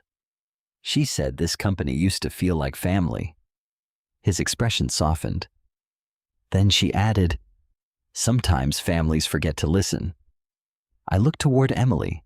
She was writing every word. Marcus continued. "I've now spent months speaking with employees. I've spoken with executives. I've spoken with receptionists. cafeteria workers, maintenance teams. He smiled. And one very kind janitor. I knew exactly which moment he meant. I've noticed something encouraging. Everyone waited. When people here are invited to tell the truth, they do. Richard nodded thoughtfully. That's important. Marcus agreed. It is. Because organizations don't improve when people become perfect. They improve when people stop pretending. Emily raised her hand slightly. May I ask something? Of course. You've talked about culture. You've talked about humility. She hesitated. But how do we actually change? Marcus smiled. Excellent question. He walked back toward the table. Not with speeches. He looked around the room. With systems. He began writing on a whiteboard. Listen, measure, improve. Tomorrow, Marcus said, your executives could all promise to become kinder. Several people nodded. It wouldn't matter. The room became quiet. Promises fade. He underlined the first word. Listening must become a habit. He underlined the second. Accountability must become measurable. Finally, he underlined the third. And improvement must continue long after investors leave. Emily nodded slowly. I understand. Marcus smiled. I think you do. Richard looked toward Marcus. If this partnership moves forward, Marcus interrupted gently. When? The room froze. Richard blinked. When? Marcus smiled. I didn't say whether. I said when. A ripple of surprise spread across the boardroom. Sophia looked at me in disbelief. I wasn't sure I had heard correctly. Marcus continued. If we move forward, he smiled knowingly. Which I hope we will. I have several conditions. Immediately, notebooks opened around the room. The chief financial officer prepared to write financial requirements. Marcus shook his head. My conditions aren't financial. The CFO looked confused. No? Marcus smiled. No. He began listing them. Every executive must spend 1 day each quarter working alongside frontline employees. Emily immediately nodded. Done. Marcus continued. Executive compensation will include employee engagement scores. The Human Resources Vice President looked pleasantly surprised. Marcus added another. Anonymous employee listening sessions will be conducted every month. Richard smiled. I like that. Marcus looked toward Sophia. And every leader, he paused, including family members representing this company publicly, will complete leadership and unconscious bias training. The room became very still. Nobody looked at Sophia. Nobody had to. Sophia slowly raised her hand. I agree. Every executive turned toward her. She continued, I'd actually like to attend first. Emily looked at her mother with visible surprise. Marcus simply nodded. Thank you. No praise, no applause, just acknowledgement. Exactly the way he had handled everything, all week. As the meeting ended, executives slowly left the room. Only 4 people remained. Richard, Marcus, Sophia, and me. Richard quietly excused himself to take a phone call, for the first time since the airplane. The 3 of us stood alone. Sophia stepped forward. Mr. Bennett? Marcus smiled. Mrs. Reed? She took a slow breath.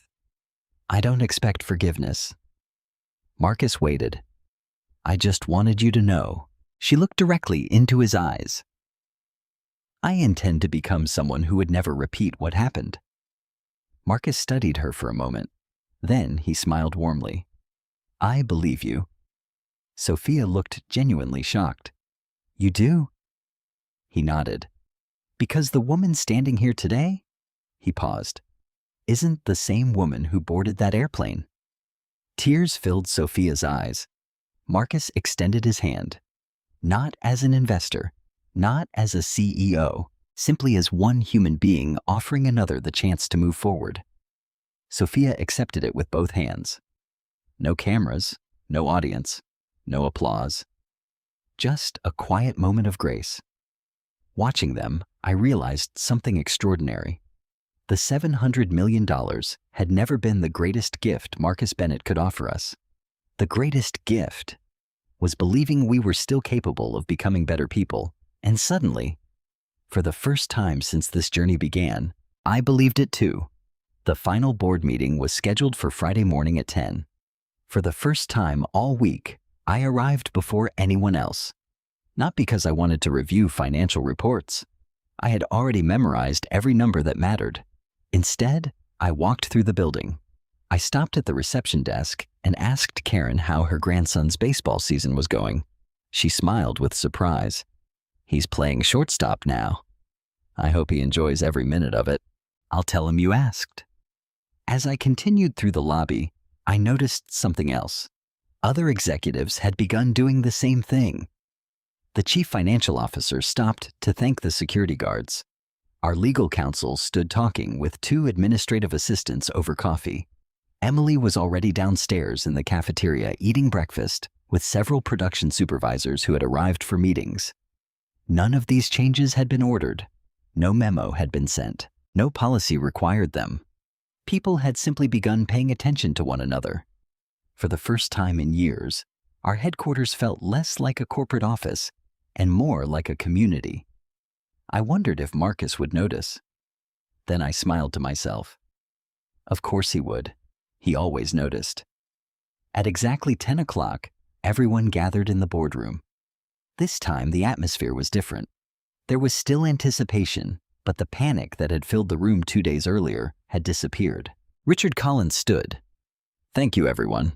He looked around the room before continuing. I've spent 43 years helping build Reed Industrial Systems. His voice softened. I've seen recessions. I've seen strikes. I've seen near bankruptcy. And I've seen remarkable recoveries. He smiled gently, but I've never witnessed a week quite like this one. Several people nodded.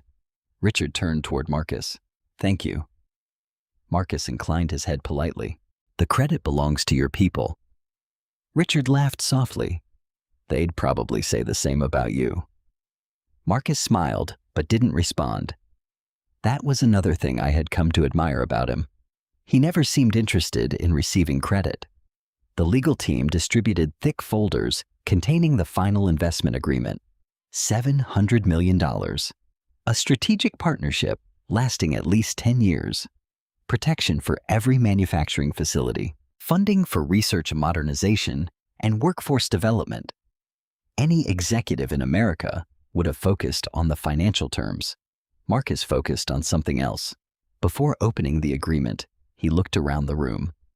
I have one final question. Nobody spoke. If this investment never happened, he paused, would this week's changes continue? Silence filled the room. No one rushed to answer. Finally, Emily spoke. Yes. Marcus looked at her. Why? Because they shouldn't depend on your money. She smiled.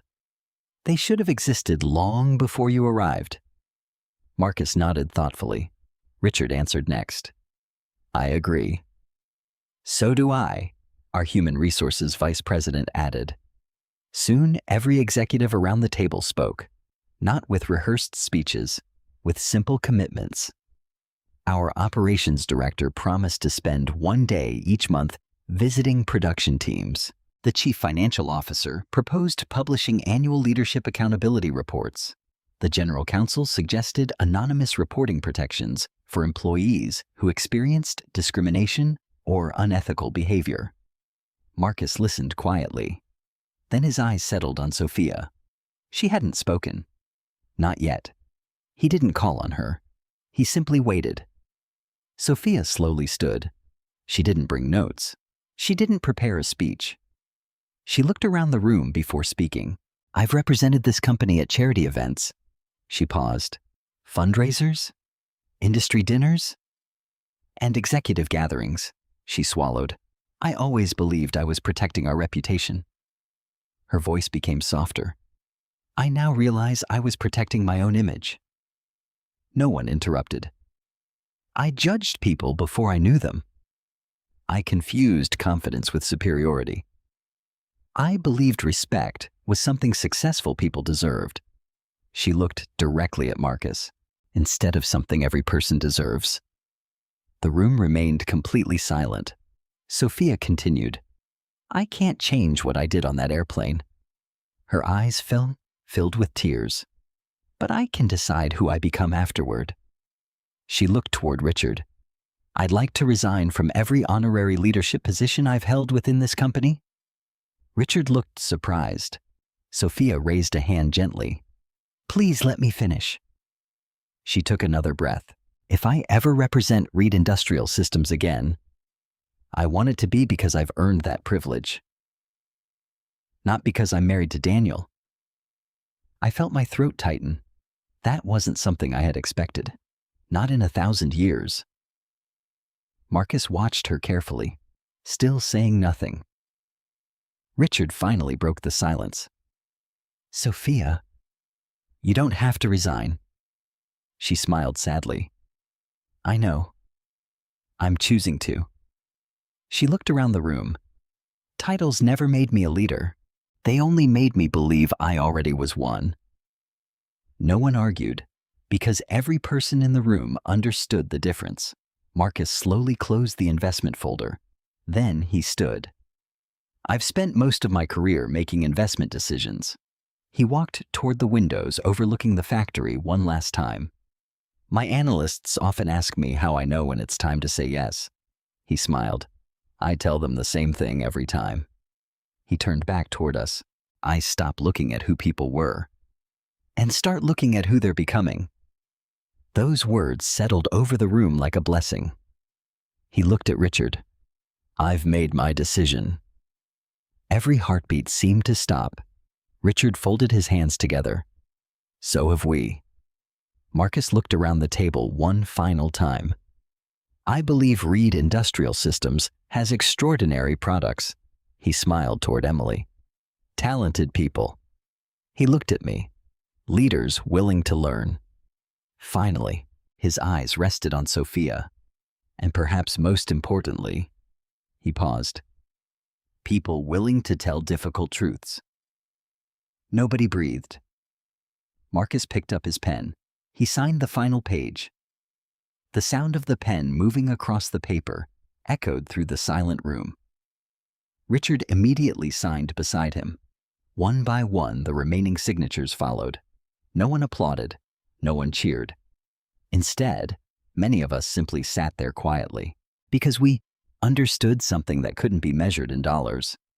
The agreement on the table represented $700 million. But the transformation that had taken place inside that boardroom was worth far more.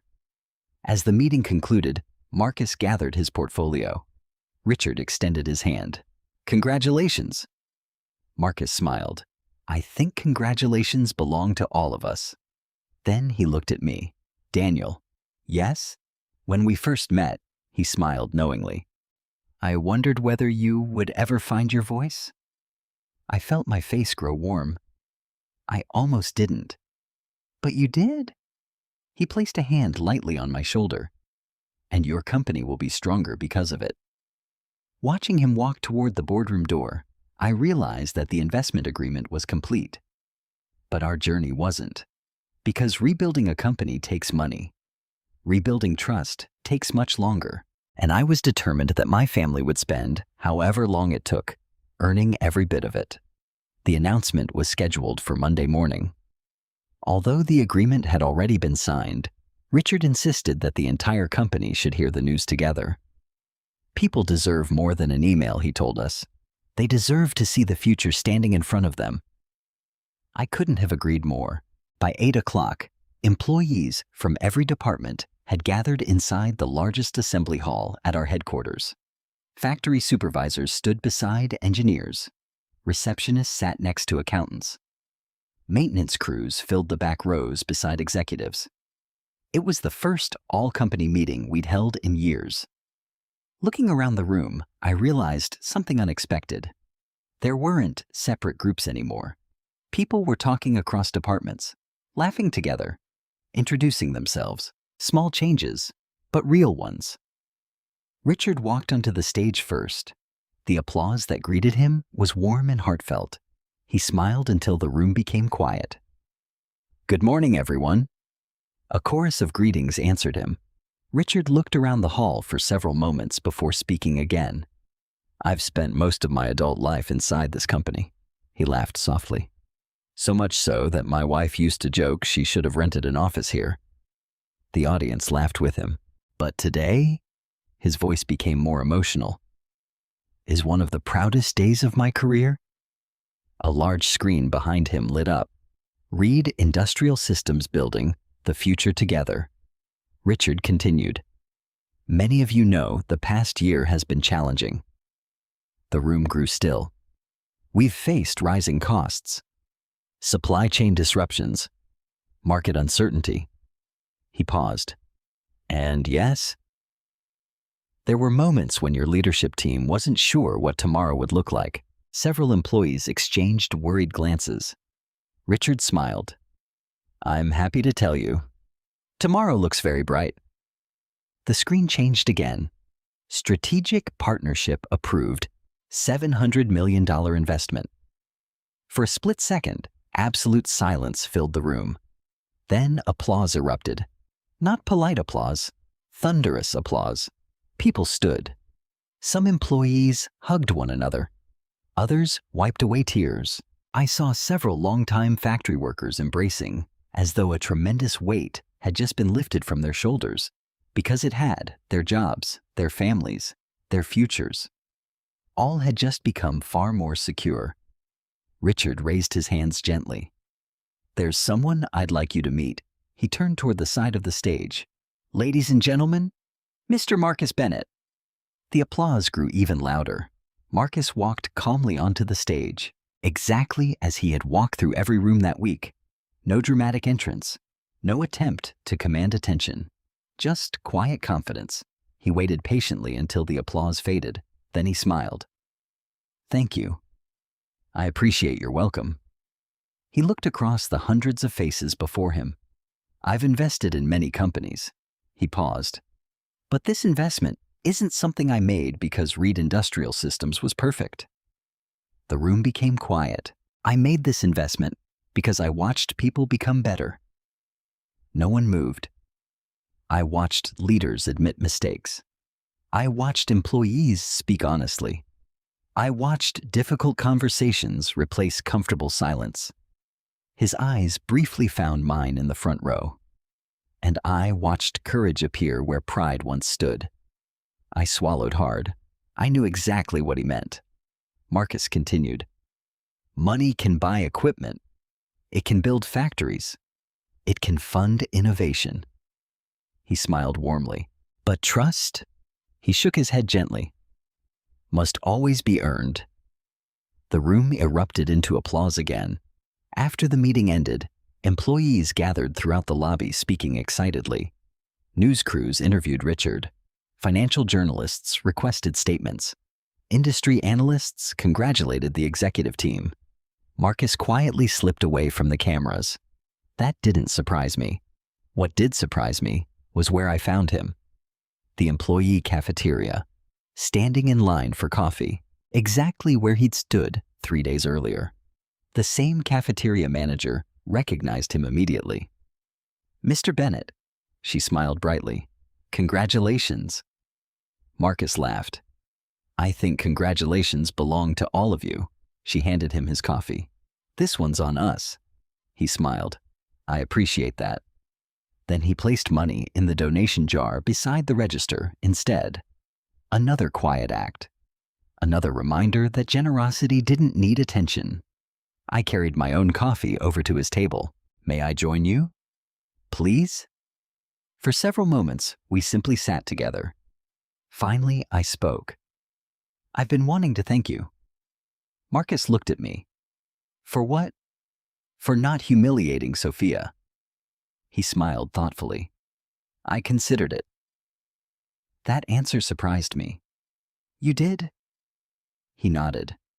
For about 5 seconds. What changed your mind? He stirred his coffee slowly. My father. I waited. When I was 12 years old? He smiled at the memory. A man refused to shake his hand because we were black. I felt my chest tighten. What happened? My father smiled. Marcus looked out the cafeteria window. He told me something I've never forgotten. What was it? Never let someone else's ignorance decide who you become. Silence settled between us. Marcus continued. He said revenge is easy. Grace is harder? I nodded slowly. So you chose grace? He smiled. I chose the lesson my father gave me. I looked down at my coffee. I don't know if I could have done the same. Marcus chuckled softly. Neither did I. Until the moment arrived. A few minutes later, Sophia entered the cafeteria. She hesitated when she saw us. Marcus immediately stood. Mrs. Reed, she smiled nervously. May I interrupt? Not at all. She sat beside me. I wanted to tell you something. Marcus listened quietly. I enrolled in the leadership program you recommended. He nodded. I also asked Emily to recommend books on unconscious bias. Another nod. And? She smiled self-consciously. I've started volunteering again. That caught my attention. You have? She looked toward me. I visited the community clinic yesterday. The same kind of clinic where we'd first met. They needed someone to organize patient transportation. She laughed softly. I spent 3 hours answering phones. Marcus smiled. How was it? Sophia's eyes became misty. I remembered someone. Who? The woman I used to be. For several seconds, none of us spoke. Marcus finally broke the silence. I hope you keep looking for her. Sophia smiled through tears. I think she's been waiting for me. Marcus extended his hand, not because she had earned complete forgiveness, not because everything had been erased, but because she had taken the first genuine steps toward becoming someone different. Sophia shook his hand. This time, there was no fear, only gratitude. As Marcus prepared to leave, he looked back at both of us. You know, he smiled. People often ask me what the best investment I've ever made was. I smiled. This company, he shook his head. No. What then? He looked at Sophia. Believing that people can surprise you. With those words, he walked toward the exit, not like a man who had just invested $700 million, but like someone who had quietly changed far more lives than money alone ever could. And watching him leave, I realized that some people build businesses. Others build better human beings. Marcus Bennett had somehow managed to do both. 6 months passed more quickly than I expected. If someone had asked me the day we landed in San Francisco whether our company would survive, I would have answered with uncertainty. If they had asked whether my family would survive, I honestly wouldn't have known what to say. Yet, half a year later, I found myself standing in the same headquarters, looking out over a company that felt almost unrecognizable. The $700 million had certainly transformed our business. We modernized 2 aging manufacturing facilities. We expanded our research division. We hired more engineers and technicians instead of laying people off. The factories that had once feared closure were now operating at full capacity. New contracts arrived almost every month. Industry magazines called Reed Industrial Systems one of the fastest growing manufacturing companies in America. But none of those achievements made me as proud as what I saw every morning when I walked into the building. People smiled more. Not because business was better, because they felt heard. Karen still greeted everyone at the reception desk. The difference was that executives now stopped to ask about her family instead of rushing past her. Managers regularly spent time on the production floor. Every quarter, members of the executive team worked alongside frontline employees. The first time I joined an assembly crew after our new program began, one technician laughed and said, "Mr. Reed, I never thought I'd see you tightening bolts again." I laughed with him. I never thought I'd miss it. Those few hours reminded me why my father had started the company in the first place. Not to become wealthy, to build something that mattered. Richard Collins officially retired 3 months after the investment closed. The company held a celebration in his honor. As he stood before hundreds of employees, he smiled the way only a man at peace can smile. "I've spent 43 years worrying about this company," he said. "Today, I'm finally leaving it in better hands than I found it." When everyone applauded, Richard looked toward Marcus, then toward me, finally toward Emily. "I used to think succession was about choosing the smartest people." He chuckled. "I've learned it's about choosing the people still willing to learn." That sentence perfectly captured everything Marcus had taught us. Richard hugged me before leaving the stage. "Take care of them," he whispered. "I will." "I know you will." Then he quietly walked into retirement, with the satisfaction of knowing the company he had helped build would continue long after he was gone. Emily surprised everyone over those 6 months. She became one of the strongest leaders in our organization, not because she demanded authority, because she earned trust. She continued spending 1 day every month working alongside employees. She introduced leadership roundtables, where anyone in the company could ask questions directly to executives. She insisted every promotion panel include measurable leadership behaviors rather than relying solely on financial performance. One afternoon, I overheard 2 engineers talking in the hallway. "She's different from most executives." "How?" "She actually listens." I smiled without saying a word. That was probably the greatest compliment any leader could receive. And then there was Sophia.